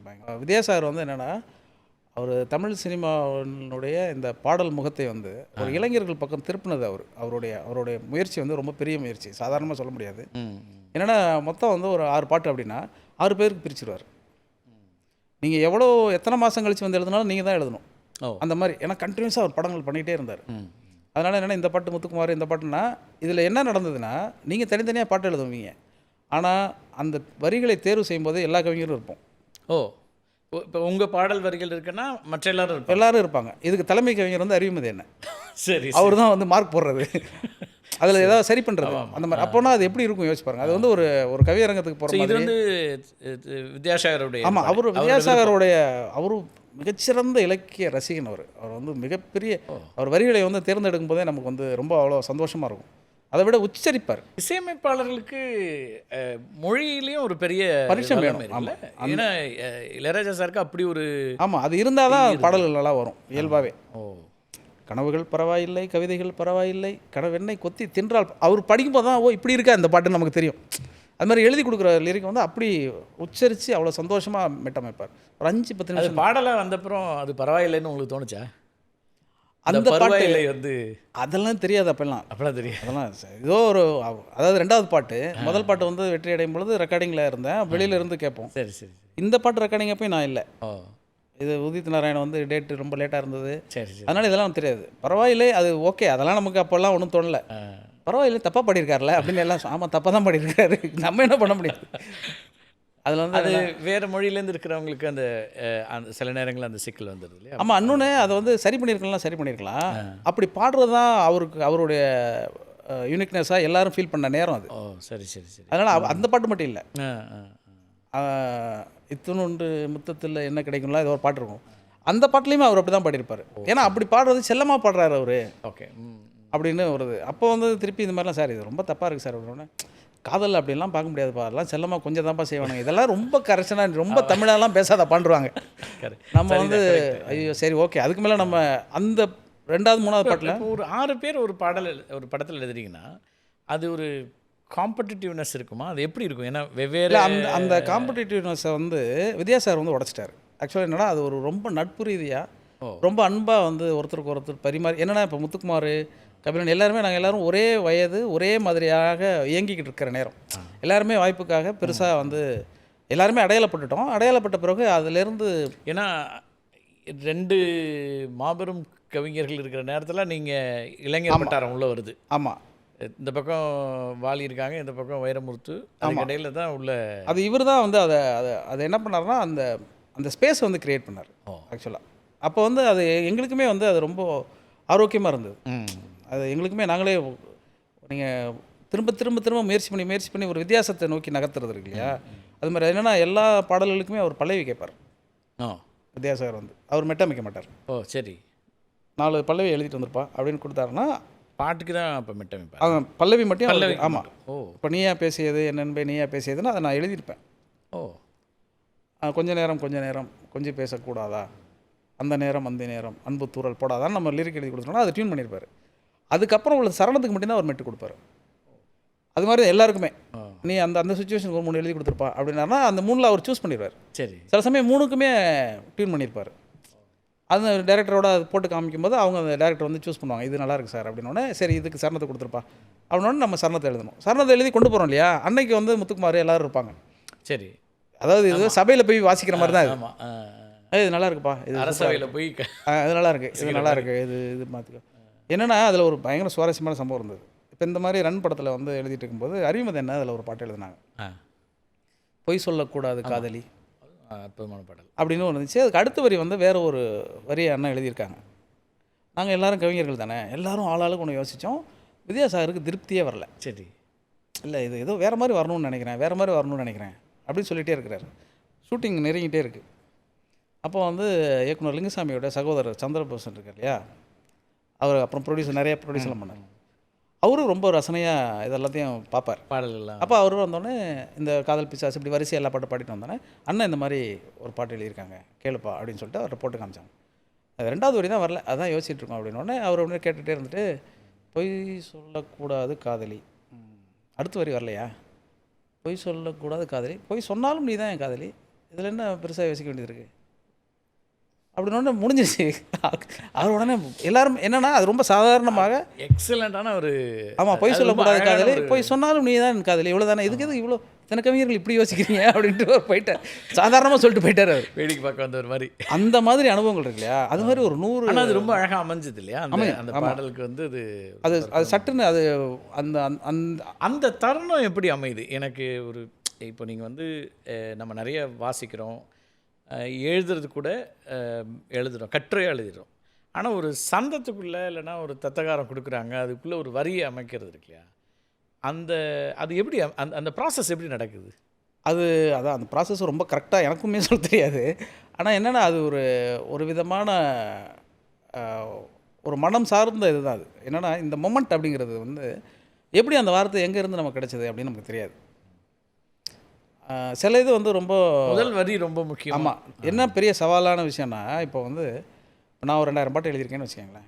இப்போ 2000 பாட்டில் ஒரு 1900 பாட்டு காதல் பாட்டாக எழுதியிருப்பேன். 1900 தடவை விடலையேங்கிற எல்லா இயக்கத்தையும் மொத்தமாக காதல் பாட்டில் வச்சுருது. 1900 தடவை நான் எழுதின முதல் வார்த்தை இருக்கு இல்லையா, அதை நான் திருப்பி யூஸ் பண்ண முடியாது. அதான் இதில் இருக்க பிரச்சனை. கரெக்ட். அது மட்டும் இல்லை, தமிழில் 100 வருஷம் தமிழ் சினிமாவில் எத்தனையோ லட்சம் பாட்டு வந்துருச்சு. இந்த பாடலில் ஏற்கனவே எழுதியிருக்கிற பாட்டையும் முதல் வரியாக நான் எழுத முடியாது. இதுதான் பாடல் எழுதுகிறவங்களுக்கு இருக்கக்கூடிய பெரிய சவால். அப்போ இதில் என்னென்னலாம் மாற்றி சிந்திக்கிறது அப்படிங்கிறது. அப்போது ஒரு சந்தம் வந்து ஒரு இசையமைப்பாளர் கொடுக்குறாருன்னா, இந்த சந்தத்தில் இதில் அதிகபட்சமாக என்னவா மாற்றிக்க முடியும்? இப்போ காதல் பிசாசுன்னு ஒன்று யோசிக்கிறோம், மன்மதராசன் ஒன்று யோசிக்கிறோம், இப்படி வேறு யோசிக்கிறோம்னு வச்சுங்களேன். நிலாவிலே அப்படின்னு ஒன்று யோசிப்போம், தென்றலேன்னு ஒன்று யோசிச்சிருவோம், காதல் கண்ணேன்னு பிசாசுன்னு முதல்ல பிசாசுன்னு சொல்லி காதல் போய் எப்படி பிசாசுன்னு அது. ஆமாம், அது ஒரு பெரிய காணொலி ஒன்று நான் பேசி அது ரொம்ப பயங்கர வைரல் ஆயிடுச்சு. இருந்தாலும் சொல்கிறேன். அது என்னென்னா, பெண்ணென்னும் மாய பிசாசு பிடித்தாட்கொண்டால்னு சித்தர் பாட்டு ஒன்று இருக்குது. அந்த சித்தர் பாட்டில் பெண்ணென்னும் மாய பிசாசு அப்படின்னோடனே பெண்ணை போய் ஒருத்தர் பிசாசுன்னு சொல்கிறாரே, அதுலேருந்து அந்த பிசாசுங்கிறது வந்து என்னென்னா பிரியமற்றது. காதல்னா பிரியம், காதல் பிசாசு, பிரியமும் பிரியமற்றதும் உங்கள்கிட்ட தான் இருக்குது அப்படிங்கிறது. ஏன்னா அதில் எல்லாமே அந்த சுச்சுவேஷனை பற்றி வித்யாசாரிட்ட சொல்லும்பொழுதே என்ன சொன்னார்னா, ரெகுலராக ஒரு விஷயத்தெல்லாம் சொல்லி இப்படி இருக்கக்கூடாது அப்படின்னார். இதெல்லாம் எழுதாதீங்கன்னா என்னவா எழுதுறதுன்னு நமக்கு தெரியாதுல்ல. அப்போ என்ன பண்ணால் இப்படி யோசிச்சிட்டேன் நான். இது எல்லாமே அவர் என்ன சொல்கிறாரோ, நல்லா இருக்கேன் நல்லா இல்லை அப்படின்னா ஏதோ சௌக்கியம், நல்லா இருக்கிறதும் நல்லா இருக்கும் இடையில இருக்கு இல்லையா, அந்த மாதிரியாக யோசிச்சு எப்படி எழுதணும். அது அது வந்து அவருடைய இன்புட் தான் முக்கியமான காரணம். ஓகே. அந்த பிசாசுங்கிறது வந்து அப்படி காயின் அவர் ஒரு ஃப்ரேம் ஒர்க் வச்சுட்டாரு. அப்போ அதை தாண்டாமல் நீங்கள் அதுக்குள்ளே இருக்க. அவர் என்னென்னா ஒரு வித்தியாசமாக ஏதாவது ஒன்று செய்யணும். ஒரு பாடல்களில் வந்து என்னென்னா, இப்போ சிலது வந்து ரெண்டு சொல்ல எழுதுப்பா அப்படின்னு சொன்னார் ஒரு தடவை. வெறும் 2 வார்த்தை போதும், ஒரு முரணா யோசி அப்படின்னாரு. கவிதை இரவு, இரவு கவிதை, எது நீ எது நான் தெரியவில்லை அப்படின்னு ஒன்று எழுதி கொடுத்தேன். கவிதை இரவுன்னு ஒரு பாட்டு நீங்கள் இதில் இருக்கும். அந்த மாதிரி என்ன பண்ணுவார், இந்த மாதிரி ஒரு ஏதாவது ஒன்று த்ரோ பண்ணி விட்டுருவார் அவர். நீனு இந்த கனவு காண்றதை பற்றி ஒரு ஆண்டாள் நாச்சியார்லாம் இருக்கு இல்லையா, அது மாதிரி வாரணம் ஆயிரம் மாதிரி ஒன்று யோசி அப்படிம்பார். கனா கண்ட நெடி தோழி அப்படின்னு வந்துடும் நமக்கு.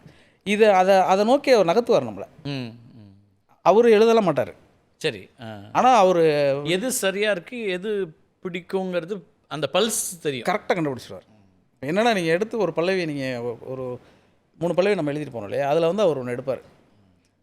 இப்போ அது மாதிரி எடுக்கிறதுல வந்து என்னென்னா, ஒரு தடவை என்ன ஆயிடுச்சு, ரொம்ப சுவாரஸ்யமானது, இந்த ஒரு 3 பல்லவி கொடுப்பா அப்படின்னு ஃபோனில் கேட்டார். என்ன பண்ண இதெல்லாம் சொல்ல மாட்டார் அவர் முதல்ல. சரி சரி, அது நமக்கு தெரியாது. ஓகே. என்ன என்ன என்ன பாட்டு சார்? பொதுவாக இயக்குநர்கள் தானே சொல்லுவாங்க. இல்லை அவர்கிட்ட வந்து இசையமைப்பாளர் அப்புறம் தான் இயக்குனர் வருவாங்க. சரி சரி. அதுக்கப்புறம் அவர் எழுதி மெட்டமைக்கும் போது கூப்பிடுவாங்க. அப்போ தான் தெரியும், ஓ இது வாசு சாரா, அப்போது இது சந்திரமுகி அப்படின்னு நமக்கு அன்றைக்கி தான் தெரியும். அந்த மாதிரி கேட்டார். அப்போ வந்து இந்த எம் குமரன் சன் ஆஃப் மகாலட்சுமின்னு ஒரு படம் வந்துச்சு இல்லையா, அந்த படத்துக்கு வந்து நான் ஒரு பாட்டு எழுதி கொடுத்தேன். அதில் வந்து ஒரு காதல் பாட்டு தான் அது. ஐயோ ஐயோ உன் கண்கள் ஐயோன்னு இருந்துச்சு. அந்த பாட்டுக்கு நான் ஃபஸ்ட்டு எழுதியிருந்த வரி வந்து கண்டேன் கண்டேன் உன் கண்கள் நான் கண்டேன் தான் எழுதியிருந்தேன். அப்போ அந்த இயக்குனர் என்ன சொன்னார்னா, இது ரொம்ப இலக்கியமாக இருக்குது அப்படின்ட்டு. கண்டேனே எனக்கு வந்து கண்டேனே இலக்கியம்னா நம்ம இதை விட எப்படி எழுதுறது அப்படின்னு சொல்லிட்டு விட்டுட்டேன். கண்டேன் சீதைன்னு அவர் யோசிச்சிருப்பார். நான் என்ன பண்ணிட்டேன், எங்கெல்லாம் கண்டேன் இருந்துச்சோ எல்லா வார்த்தையும் ஐயோ ஐயோ ஐயோ ஐயோ ஐயோ ஐயோன்னு மாற்றிட்டேன். சரி. கண்டேன் கண்டேன் உன் கண்கள் நான் கண்டேன் இருக்கு இல்லையா, அதில் வந்து ஐயோ ஐயோ அப்படின்னு இருக்கும். ஃபுல்லாகவே ஐயோ ஐயோ ஐயோ, கண்டேன் நான் கண்டேன் உன் கண்கள் நான் கண்டேன் நான் உன்னை கண்ட காலத்தில் எதிர்காலம் கண்டேன்னா எங்கெல்லாம் கண்டேன் வருதோ ஐயோ ஐயோன்னு மாற்றினேன். சன் ஆஃப் மகாலட்சுமியில் இப்போயும் ஐயோ ஐயோ உன் கண்கள் ஐயோன்னு ஒரு பாட்டு இருக்குல்ல, அதுக்கு எழுதின பல்லவி இது கண்டேன். இவர் கேட்ட உடனே என்ன பண்ணிட்டேன், நான் வந்து சார் கண்டேன் ஒரு பல்லவி இருக்குது சார், என்னப்பா ஒன்று தான் இருக்கா, இன்னொன்று எழுதிப்பா அப்படின்னோடனே சரி சார் இன்னொன்று எழுதி அனுப்பிடுறேன் கொண்டு வரேன் அப்படின்னு சொல்லிட்டு கொஞ்சம் நேரம் கொஞ்சம் பேசக்கூடாதா அப்படின்னு அது 2 எழுதி, 2மே ஒரு மெட்டு அமைச்சிருந்தார். ஓகே. 2யும் வந்து ஒரு 5-10 நிமிஷத்தில் அவர் மெட்டு போட்டுருவார். அதை வந்து மதுரைன்னு ஒரு படத்துக்கு கொடுத்துட்டாரு. இதே சந்தம் தான், அதே சந்தம். இந்த வித்தியாசம் இருக்கு இல்லையா, இது எங்கே கொடுக்குறோம் யாருக்கு கொடுக்குறோங்கிறத பொறுத்து தான் இருக்குது. அது அப்படி அமைஞ்சிடும் அது. அதனால் எதுவுமே வந்து விரயமாகாது. எல்லாமே தாட் ப்ராசஸ். அந்த போட்டியாக இல்லாமல் அது வந்து ஒரு அழகான ஒரு, அது ரொம்ப ஜாலியாக இருந்தது. நட்பாக மாற்றிட்டு அல்லது ஒருத்தருக்கு ஒருத்தர் அது வந்து ஒரு ஸ்ட்ரென்த்தாக மாற்றிட்டார். ஆமாம், ஸ்ட்ரென்த்தாக மாற்றிடுவார். அப்புறம் வந்து என்னென்னா, இப்போ நான் இல்லாத போது அவங்க வரும்பொழுது நம்ம வரையை புகழ்ந்து சொல்கிறது, அவங்க இல்லாத போது எங்கள்கிட்ட வந்து முத்துக்குமார் நேற்று வந்தாப்புல ஒன்று போட்டாப்புலப்பா பிரமாதமாக இருந்துச்சு, நான் உன் வரையும் சொன்னேன், இந்த ஆண்மொழி ரொம்ப நல்லா இருக்குன்னு சொன்னான் அப்படின்னு சொல்லுவாங்க. ஆக்சுவலாக நாங்கள் எல்லோரும் சாயங்காலம் ஒரு இடத்துல இங்கே வீட்டில் சந்திச்சோங்கிறோம். இருந்தாலும் அவர் அந்த ஒரு ரொம்ப ஆரோக்கியமான ஒரு வளர்ச்சி அது. இந்த மொழி ஆளுமை பற்றி பேசிட்டு இருக்கும்போது இளையராஜா சாருக்கும் அதே போல் அவங்களுக்கு நிறைய பாடல்கள் எழுதியிருக்கீங்க.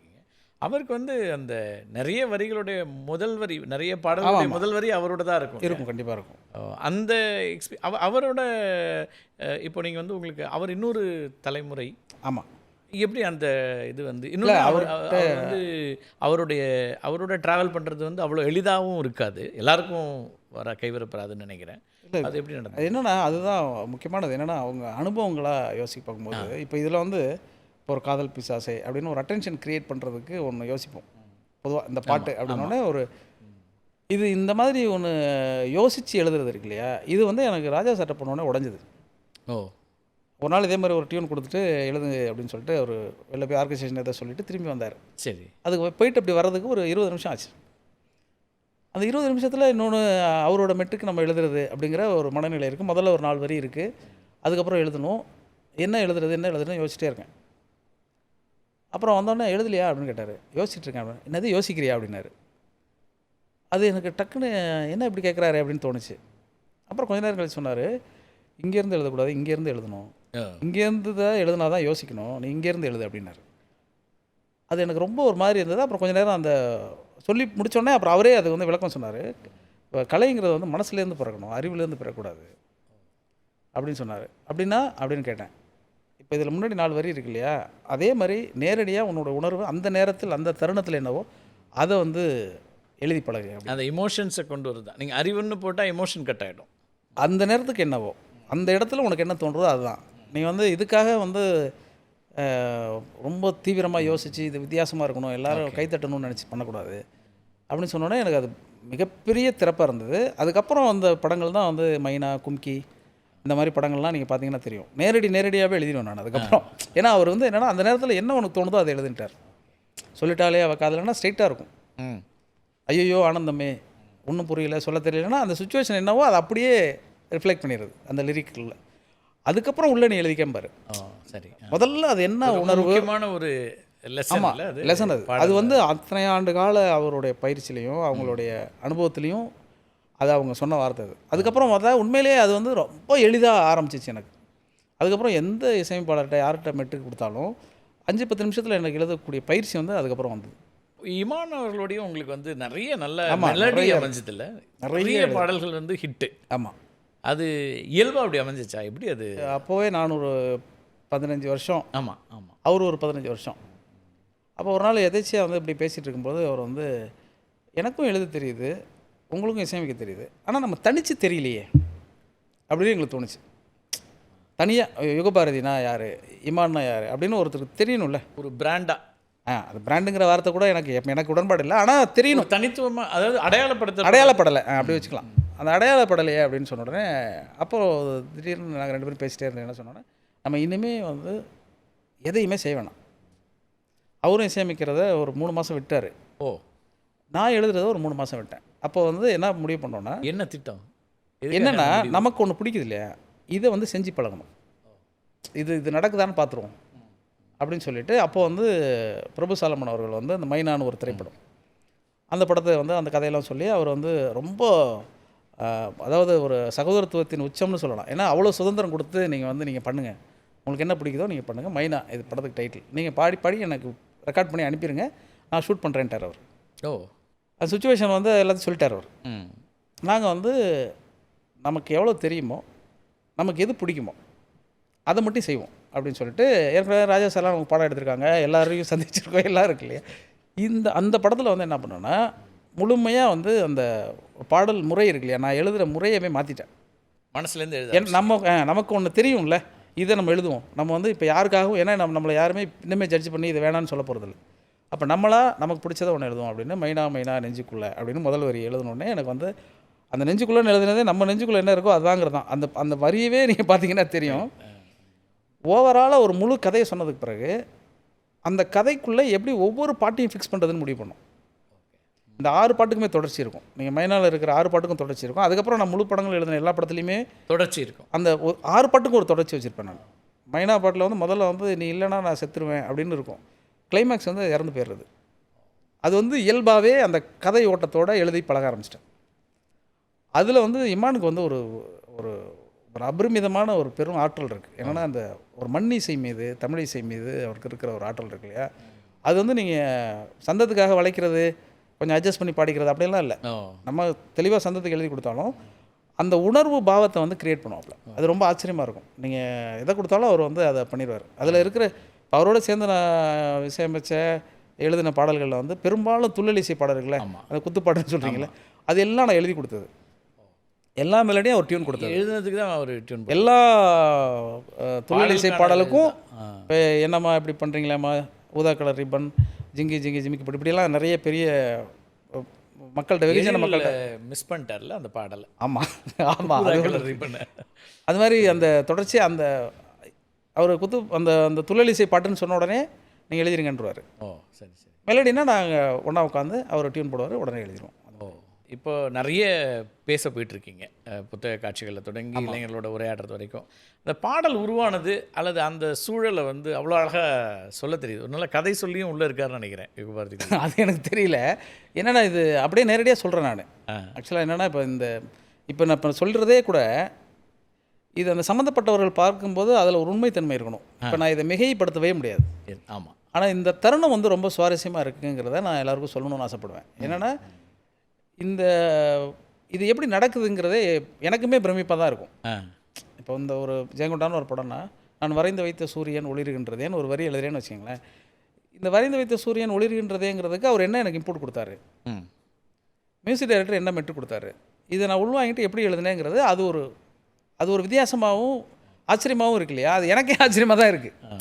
ஸோ அதை வந்து பகிரும் பொழுது அவங்க எல்லாருக்கும் அது கொஞ்சம் சுவாரஸ்யமாக இருக்குதுன்னு நினைக்கிறேன். அதனால் அந்த மொத்தமும் சொல்லி முடிக்கும் பொழுது நான் மட்டும் எழுதலை இல்லையா? இப்போ இதுக்கு பின்னாடி எத்தனையோ கவிஞர்கள் எழுதின அந்த வரிகளை உள்வாங்கி தான் நம்ம சொல்கிறோம். அப்போ நான் சொல்வது மூலம் என்னென்னா, நான் எப்படி சிறப்பாக எழுதுனேங்கிறது முக்கியம் கிடையாது.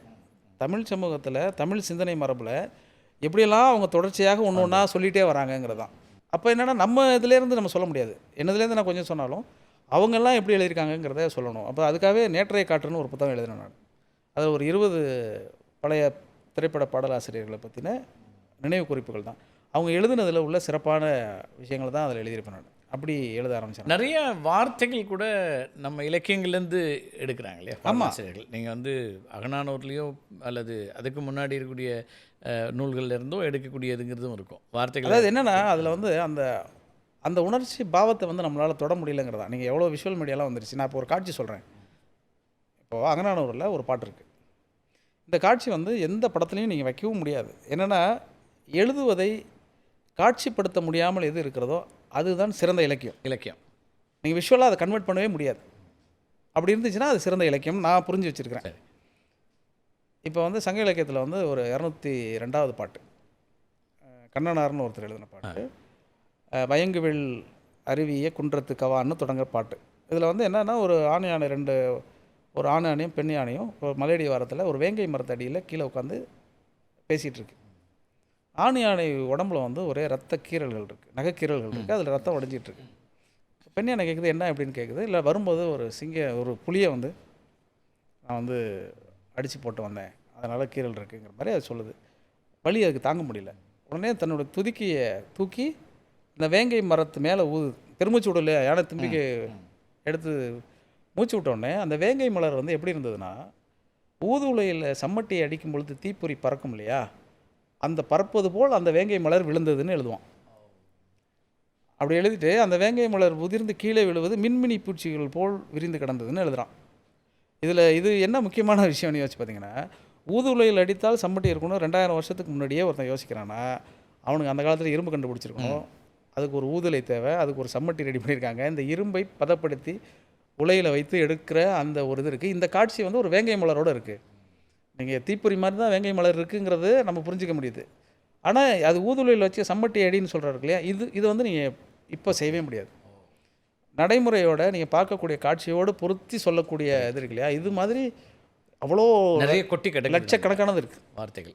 வார்த்தைகளே நம்ம இன்னும் அங்கேருந்து தான் எடுக்க வேண்டியிருக்கு. அது பண்ணவே முடியாது கண்டுபிடிக்கிறதுக்கு. இப்போ வேங்கை மலரே நான் ஒரு பாட்டு எழுத முடியாது. இப்போ என்ன பிரச்சனை இருக்குன்னா, இப்போ கண்ணேன்னு எழுதினாலே வந்து பழைய வார்த்தை. ஆமாம். தென்றலேன்னு ஒரு பாட்டு எழுத ரொம்ப கிளிஷேவாக இருக்குது அப்படிம்பாங்க. அது இதே மாதிரி நான் ஒரு தடவை சொல்லிட்டேன். சரி. இசைச்சரன் சொன்னோன்னே சொற்களில் என்ன தீண்டாமை அப்படின்ட்டாரு. ஓ, எனக்கு டக்குன்னு அப்படியே ஒரு மாதிரி ஆச்சு. அப்படியெல்லாம் கிடையாது. ரொம்ப முக்கியமான வார்த்தை அது. ஆமாம், அது என்ன கிளிஷே அப்படிலாம் ஒன்றும் கிடையாது.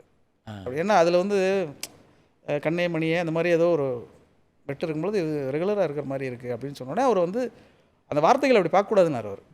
அதுவே எனக்கு ரொம்ப புதுசாக இருந்தது. ஏன்னா சொற்கள் வந்து தமிழ் சொற்கள் தானே. இப்போ ரொம்ப நாளாக சொல்லிக்கிட்டே இருக்கோங்கிறதுக்காக அம்மாங்கிறத மாற்றி சொல்லிடுவேன்னாரு. ரொம்ப வருஷமாக ரொம்ப தலைமுறையாக சொல்கிறாங்கங்கிறதுனால அம்மா வந்து பழசாயிடுமா, அம்மா வந்து கிளிஷேவா? நான் அதுக்கப்புறம் ஒன்றுமே சொல்லலை. ஏன்னா நம்ம இந்த இலக்கிய சிற்றிதழில் எழுதுறதெல்லாம் படிச்சுட்டு போய் அங்கே சொல்கிறது, ஆ, அது அது டக்குன்னு புரடியில் அடித்த மாதிரி இருக்கும் நமக்கு. ஏன்னா அது சொற்கள் வந்து அவரே வெண்பாலாம் எழுதுறவர். ஆமாம், அவர் வந்து அது என்னென்னா, அதான் நீங்கள் வந்து சொற்களை எப்படி கையாளுறீங்கிறத பொறுத்து தான் இருக்காது, எந்த இடத்துல எப்படி சொல்கிறீங்கிறத பொறுத்து தான் இருக்குது. அதனால் யுகபாரதி வந்து இப்போ நிறைய துள்ளல் இசை பாடல்லாம் சொன்னீங்க நீங்கள். அதே போல் காதல் பிசாசேன்னு ஒரு டெர்மினாலஜி, இன்னும் பக்கம் அதே போல் மற்ற மன்மதராசா இதெல்லாம் இருக்குது. அங்கேருந்து தொடங்கி மாமன்னன்லாம் வரும்போது வேற ஒரு வடிவத்தில் அவர் பார்க்குறோம். ஆமாம் ஆமாம், அது அந்த டிரான்சிஷன் எப்படி நடக்குது? அதுக்குமே ஒரு விதமான மனப்பயிற்சியை நோக்கி தான் நகர்றோம். இப்போ என்னென்னா, அப்படியே சிந்திச்சுட்டே வரும்பொழுது என்ன ஆகுதுன்னா, இப்போ இதுக்கு மாற்று ஒன்று நம்ம யோசிக்கிறோம். அதாவது கதை களத்தில் இயக்குனர்கள் எப்படி ஒரு மாற்றை யோசிக்கிறாங்களோ, இந்த வாழ்வியலை, இந்த சமூக அரசியலை இதெல்லாம் பிரதிபலிக்கணும்னு அவங்க ஆசைப்படும் பொழுது லிரிக்கலாகவும் அது மாறணும் இல்லையா? அப்போ மாறி வரணும். இப்போ மாமன்னனில் வந்து ஒரு உதாரணத்துக்கு சொல்கிறேன். மாமன்னனில் வந்து ஒரு தேர்தல் பாடல் ஒன்று இருக்குது. இந்த தேர்தல் பாடல் செய்யும் பொழுது அது ஒரு எனர்ஜெட்டிக்காக ரொம்ப உற்சாக மிகுதியில் ஓட்டு கேட்டுக்கிட்டு போகிற மாதிரி ஒரு பாட்டு. இப்போ இந்த பாட்டுக்குள்ளே வந்து வழக்கமாக ஓட்டு போடுங்க அப்படின்னு சொல்கிற மாதிரி இல்லாமல் இந்த படத்தினுடைய கருத்தியலை பிரதிபலிக்கக்கூடிய ஒரு விஷயமா அது இருக்கணும். அது எவ்வளோ பேர் கேட்குறாங்க, எவ்வளோ பேர் கேட்க மாட்டேங்கிறாங்கிறதெல்லாம் இல்லை.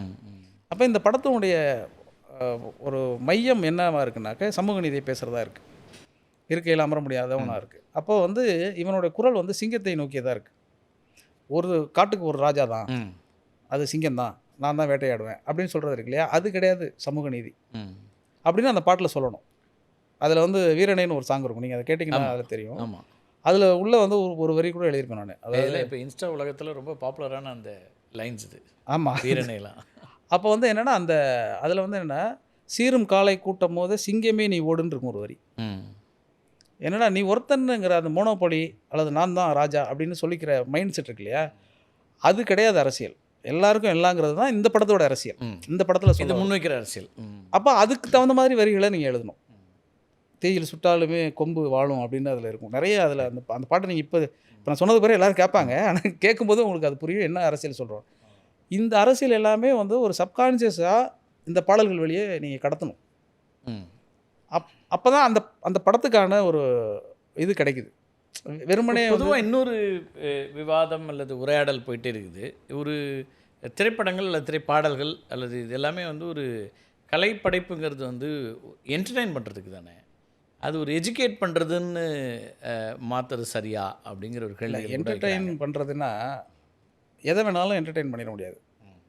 நீங்கள் வந்து உங்களுடைய மனநிலை வந்து என்னவா இருக்குங்கிறது உங்களுடைய வர்க்கத்திலிருந்து வெளிப்படுறது தான் அது. அப்போ அடிப்படையாகவே வர்க்கம்னு யோசிக்கும் பொழுதே எந்தெந்த வர்க்கத்திற்கு என்ன மனசிந்தனை இருக்குங்கிறது பிரச்சனை இருக்குது.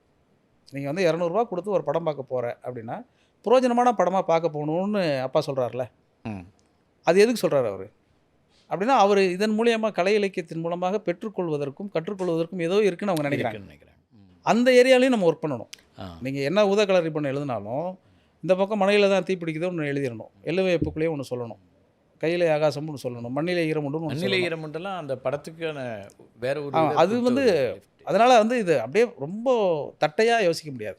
எல்லாமும் சேர்ந்தது தான். கலை இலக்கியங்கிறது வந்து கொண்டாட்டத்துக்காக இருந்தாலும் அந்த கொண்டாட்டத்திற்குள்ளேயே வந்து ஒரு நம்பிக்கைகள் இருக்குது, எதிர்பார்ப்புகள் இருக்குது, எல்லாமே சேர்ந்து. அது என்ன சொல்கிறாங்கன்னா, இப்போ நீங்கள் வந்து ஒரு கலைப்படைப்புங்கிறது ஒரு பார்ட்டு, ஆனால் அது ஒரு ஆக்டிவிசமாக வருதா அப்படிங்க இது இந்த லைனை யார் முடிவு பண்ணுறது அல்லது யார் தீர்மானிக்கிறது? இயக்குனர் தான். திரைப்படங்களை பொறுத்த வரைக்கும் இயக்குனர் தான் தீர்மானிக்கிறது. அவர் தன்னுடைய படத்திற்கு நீங்கள் என்ன ஆகச்சிறந்த புலவனாக கவிஞனாக இருந்தாலும் இந்த படத்தில் இந்த வரிகள் வரலாம் அப்படின்னு அனுமதிக்கிறவர் இயக்குனர் தான். அப்போ அவர் வந்து அதை டிசைட் பண்ணுறாரு இல்லையா? அப்போ அவர் வந்து அறத்தை பற்றி, சமூகத்தை பற்றி, அவருக்கு வந்து இங்கே இருக்கக்கூடிய அரசியலை பற்றி என்ன புரிதல் இருக்கோ அந்த புரிதலின் அடிப்படையில் அவர் தேர்வு செய்வார். அந்த புரிதலுக்கு ஏற்ப அவர் தன்னுடைய பாடல்களை, வசனங்களை எல்லாத்தையும் அமைக்கிறார்ல, அப்போ அவர் தான் தீர்மானிப்பார். வரிகளை தீர்மானிக்கிற இடம் கவிஞர்களுக்கு வராதா? இல்லை, வரும். அது என்னென்னா, இப்போது அதுவே நானே ராஜமுருகன் எல்லாம் கூட கிண்டலாக சொல்லிகிட்டே இருக்கேன். முதல்ல நான் பாட்டு எழுத போகும்பொழுது வந்து அந்த இயக்குனரை சார்னு சொல்லுவேன். சார் எழுதியிருக்கேன் சார். அதுக்கப்புறம் கொஞ்சம் காலம் கழித்து அண்ணன் ஆகிட்டேன். அண்ணன் சொல்லுங்கண்ணே அப்படின்னு சொல்கிறாரு. அதுக்கு அடுத்ததெல்லாம் இப்போ நான் அண்ணன் ஆகிட்டேன். இப்போ வர இயக்குனர்களுக்கெல்லாம் நம்ம அண்ணன். இன்னும் கொஞ்ச நாள் நம்மளும் சார் ஆயிரும்னு வச்சுக்கோங்களேன். இந்த இந்த மாற்றம் வந்து என்னென்னா, இப்போ அவங்க நம்ம மீது வைக்கக்கூடிய நம்பிக்கை தான் அது. ம். இப்போ அந்த மாதிரி என்னென்னா, இப்போ இருக்கக்கூடிய எல்லா இயக்குனர்களும் முக்கியமான, அதாவது சில பேர் எனக்கு நண்பர்கள், சில பேர் எனக்கு தம்பிகள், இப்படி ஆயிடுச்சு. அப்போ அவங்க வந்து கதையாக இருக்கும் பொழுதே அவங்க நம்மள்ட்ட வந்து சொல்ல ஆரம்பிச்சிருவாங்க. இப்போ ஒரு மாதிரி செல்வராஜோ அல்லது வந்து ஏனைய இயக்குனர்களோ, இப்போ ராஜமுருகனோ, இப்படி நிறைய பேர் இருக்காங்கன்னு வச்சுங்களேன். எல்லாருமே வந்து ஒரு ஒரு லைன் ஒன்று யோசிச்சேன், எப்போ ஃப்ரீயாக இருப்பீங்க சொல்லுங்கள் அப்படின்னு சொல்லும்பொழுது அவங்க வந்து பேசுவாங்க. அப்போ ஆட்டோமேட்டிக்காகவே அந்த கதைக்குள்ளே நம்ம இருந்துருவோம்.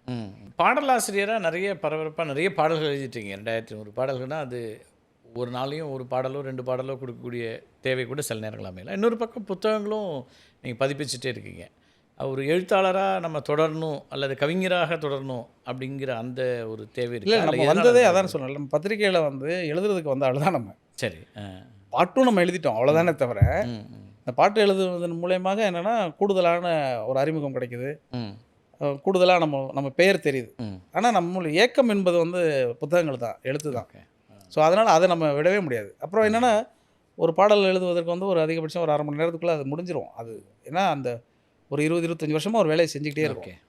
அப்போ வந்து நமக்கு இது இந்த பாட்டோடைய தன்மை என்ன, இது எங்கே இடம்பெற போகுது, இது யார் பாட போகிறாங்க, இதுக்கு பின்னணி என்ன இருக்குது, எல்லாமே நமக்கு தெரிஞ்சு வேலை செய்ய ஆரம்பிக்கும் போது அது ஒரு லெகுவான செயலாக மாற ஆரம்பிக்கும்.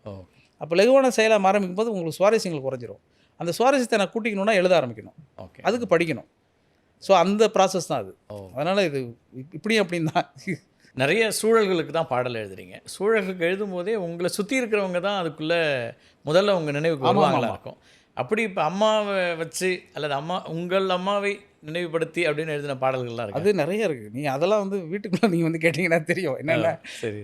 இப்போ வந்து ஒரு பாட்டு வந்து வந்துச்சு அந்த நேரத்தில், வந்து ரொம்ப அது சுவாரஸ்யமான சம்பவம். ஒரு நான் மகாநல்லன்னு ஒரு படம். ஆமாம், சுசீந்திரன் இயக்குனர். அந்த பாட்டில் வந்து ஃபஸ்ட்டு வந்து ஒரு காதல் பாட்டு எழுதணும்னு சொல்லிட்டு இறகை போலேன்னு ஒரு பாட்டு இருக்கும். அந்த பாட்டு எழுதி முடித்தோடனே சுசி வந்து சொன்னார், சார் 100 சுச்சுவேஷன் இருக்குது சார், அதுவும் ஷூட்டிங் தேவை, நீங்கள் கொஞ்சம் எழுதி கொடுத்துருங்க அப்படின்னு சொன்னார். சரி எழுதிடுறேன் அப்படின்னு சொல்லிட்டு என்ன சுச்சுவேஷன் கேட்டேன். சுச்சுவேஷன்லாம் சொல்லிட்டாரு. என்ன சுச்சுவேஷனுங்கிறத நான் அப்புறம் சொல்கிறேன். சரி. இப்போ ஊரில் இருந்து அம்மா அப்பாலாம் வந்திருக்காங்க. ஒரு வாரம் அவங்க தங்கிட்டு போகிற மாதிரி அவங்க திட்டம். ஏதோ ஒரு விடுமுறை வந்தது பாப்பாவுக்கு, அதனால் அதுக்கு வந்திருக்காங்க அவங்க. இப்போ அந்த சுச்சுவேஷன் கேட்டு முடித்த பிறகு அந்த முதல் பாட்டை வந்து நான் ஒரு 1/2 மணி நேரம் 1 மணி நேரத்தில் எழுதி கொடுத்துட்டேன். அதனால் இதையும் நான் உடனே எழுதி கொடுத்துருவேன் அப்படின்ட்டு தான் எனக்கு டியூன் கொடுத்துருக்காரு. ஓகே. ஆனால் என்ன ஷூட் போகணும். இப்போ அந்த டியூன் கொடுத்துட்டாரு, என்னால் எழுதவே முடியல. என்ன பிரச்சனைனா, அப்பா இறந்து போயிட்ட மாதிரி சுச்சுவேஷன். அப்பா இங்கே இருக்காங்க, வீட்டில் இருக்காங்க. சரி. நான் எழுதுகிற ரூம்லேருந்து வெளியில் வந்தானா அப்பா வந்து வெளியில் இருப்பாங்க. இப்போ அப்பா இறந்துட்டு போயிட்டு தான் நான் நினைக்கணும்னு இருக்கு இல்லையா. அது என்ன சினிமாவாக இருக்கட்டும், அது என்னவாக இருக்கட்டும், அது கற்பனை தானே. அப்போ வராதா? நீங்கள் எவ்வளவு மோசமான எழுதுகிறவராக இருந்தாலும் அதில் ஒரு 5% ஒரு 0.5%னாலும் உங்களுடைய சொந்த மனம் அதில் இருக்கு இல்லையா, அது இருக்கும். அது இல்லாமல் எழுதவே முடியாது. அது வந்து எனக்கு அந்த அப்புறமா நான் அவர்கிட்ட போய் 2 நாள் கழித்து நான் சொல்லிட்டேன். நான் சரி சரி, எனக்கு இது அது மாதிரி யோசிக்கவே முடியல எனக்கு. அதனால் நீங்கள் இல்லை பரவாயில்ல, நீங்கள் அப்புறமா வேணாலும் கொடுங்க, நான் வேறு பாட்டு போட்டு எடுத்துக்கிறேன்னு சொல்லி அப்புறமா நான் இவங்க ஊருக்கு போன பிறகு தான் நான் அதை எழுதவே முடிஞ்சது எனக்கு. என்னென்னா இந்த மாதிரி வந்து அது வீட்டில் இருக்கும் பொழுது எல்லாமே கதாநாயகனுக்கு அவங்க அப்பா எவ்வளோ முக்கியமோ அதை விட முக்கியம் எங்கள் அப்பா எனக்கு முக்கியம் இல்லை. ஆமாம் ஆமாம், நிச்சயமாக. அப்போ அந்த மாதிரி வந்து அந்த மாதிரி சூழல்கள் நடக்கும். அப்படி என்ன பண்ண கொண்டாட்டமாக இல்லை செலிப்ரேட் பண்ணி அம்மாவை செலிப்ரேட் பண்ணி வேலை அந்த மாதிரி ஏதாவது அப்படி எழுதிடுவோம் சில சமயம். அது மாதிரி ஒன்று எழுதினேன் நான். அது மாதிரி அம்மா பற்றி ஒரு அர்ஜுன் படம், அதில் ஒரு அம்மா பாட்டு ரொம்ப உருக்கமான ஒரு பாட்டு. மனைவிக்கும் அப்படி எழுதியிருக்கீங்களா? அது எழுதிட்டேன். அந்த உருக்கமாக எழுதின பிறகு என்ன பண்ணிட்டேன், அப்புறமா கொஞ்சம் காலத்தில் எனக்கு திருமணம் ஆயிடுச்சு. சரி. இப்போ திருமணத்துக்கு அப்போ வர சமயம் போது என்ன பண்ணிட்டேன், ஒரு பாட்டு வந்து கண்ணன் வரும் வேலை அந்தி மாலைன்னு ஒரு பாட்டு இருக்குது தீபாவளி. ஆமாம் ஆமாம் ஆமாம், தீபாவளி படத்தில். அதில் என்ன பண்ணிட்டேன், இயல்பாக எழுதுறதுல வந்து தாய்ப்பாசம் 10 மாதம் பாரம் தாங்குமே, வாழ்நாளில் மிச்ச வாரம் காதல் ஏந்துமேன்னு எழுதிட்டேன். சரி சரி. இது வந்து அப்போ கல்யாணம் ஆயிடுச்சு. எங்கள் அம்மா வந்து இந்த பாட்டை கேட்டு ரொம்ப நல்லா எழுதியிருக்கிறேன், ஆனால் தாய் மாதம் 10 மாதம் தான், தாய்ப்பாசம் 10 மாதம் தான் எழுதியிருக்கப்பா, அது ரொம்ப சரியாக நீ பார்த்துக்க அப்படின்னு சொல்லிட்டாங்க. இவங்க இவ்வளோ நுட்பமாக கவனிப்பாங்கங்கிறது எனக்கு ஒரு மாதிரி அப்செட் ஆகிடுச்சு. என்னடா இது அப்படின்னு சொல்லிட்டு ஒரு மாதிரி ஆயிடுச்சு. ஆனால் நான் காதலை உயர்த்தி எழுதுறது தான் எழுதுனேன். அப்புறம் திருப்பி வந்து அதை சரி பண்ணுறதுக்கு ஒரு பாட்டு வேறு சுச்சுவேஷன் வரும் இல்லையா, அப்படி வேறு ஒரு சுச்சுவேஷன் வரும்பொழுது அப்புறம் திருப்பி அவங்கள உயர்த்தி ஒன்று எழுதி பாருங்கம்மா எப்படி எழுதியிருக்கேன். இல்லை அது ஓகே இருந்தாலும் அந்த தாய் மாதம் 10 மாதம் தான் 10 மாதம் அப்படின்னு சொல்லிட்டு அப்புறம் ஜன்னல் வரம்னு ஒரு படம் வந்துச்சு. அதில் ரொம்ப அம்மா வியந்து அப்புறம் அதில் எழுத ஆரம்பித்தேன் நான். எதுக்கு சொல்கிறேன்னா இது வீட்டுக்குள்ளேயும் இருக்கும். அப்புறம் வந்து அதோட ப்ரூஃப் எடிட்டராக இருந்த அம்மா. ஆமாம், ஜெமினி கணேசனும் சுருளிராஜம்னு ஒரு படம் வந்துச்சு. அதில் வந்து என்னென்னா அம்முக்குட்டியே நீ அப்படின்னு ஒரு பாட்டு இருக்கும். என்னென்னா என்னோட மனைவி வந்து அவங்க வீட்டில் அம்முன்னு கூப்பிடுவாங்க. ஓ சரி சரி சரி சரி. அது ஏற்கனவே சொல்லியிருக்காங்க எனக்கு தெரியும். ஆனால் நான் பாட்டு வரும்பொழுது எழுதிட்டேன். நீ இப்போல்லாம் எங்கே என்னெல்லாம் எழுதுற அம்முக்குட்டியை தான் எழுதுவேன் அப்படின்ட்டாங்க அம்மா. இது மாதிரி நடந்துகிட்டே இருந்தோடனே அப்பா பற்றி ஒரு பாட்டு வந்துச்சு அப்போது. சரி சரி. சிகரம் தொடர்னு ஒரு படம். அதில் வந்து அன்புள்ள அப்பா அப்பான்னு ஒரு சாங் இருக்கும். அந்த பாட்டு வந்து வந்த நேரத்தில் ஊர்லேருந்து அதே மாதிரி அப்பா வந்திருந்தாங்க. அதை போட்டு காட்டிகிட்டு இருக்கும்போது பொண்ணு ரொம்ப நல்லா எழுதிருக்கீங்க, தாத்தாவை பற்றி நல்லா எழுதிருக்கீங்கப்பா, ஆனால் என்னை பற்றிலாம் நீங்கள் எழுதவே இல்லையே. இது இப்போ பொண்ணோட கம்ப்ளைண்ட்டு. சரி நான் அப்புறம் போய் இமான்ட்ட சொன்னேன். இமான் இந்த மாதிரி வீட்டில் கேட்டாங்க, எங்கள் வீட்டில் இதே தான் கேட்டாங்க, நம்ம இதுக்கு உடனே ஒரு பாட்டு எழுதிடுவோம் சேர்ந்து. ஒரு 2-3 நாளில் ஒரு கம்போசிங் வந்துச்சு. அப்போது ரெக்கைன்னு ஒரு படம் வந்தது. அப்போ தான் கண்ணம்மா கண்ணம்மா அழகு பூஞ்சி அந்த பாடல் வந்தது. அது பாப்பாக்காக. ஆமாம், ஏன்னா அதிலே உள்ளே இருக்கும், நீங்கள் கண்டுபிடிச்சிங்கன்னா தெரியும். பாரதி உன் சாயலை பாட்டாக மாற்றுவான் இருக்கும். யுகபாரதி உன் சாயலை பாட்டாக மாற்றுவான் தான் அது. சரி சரி. வந்து நம்ம வந்து பேமெண்ட்டே வாங்கிட்டு நம்ம அற்புதமான பாடல். அது மெட்டும் சரி பாடல்.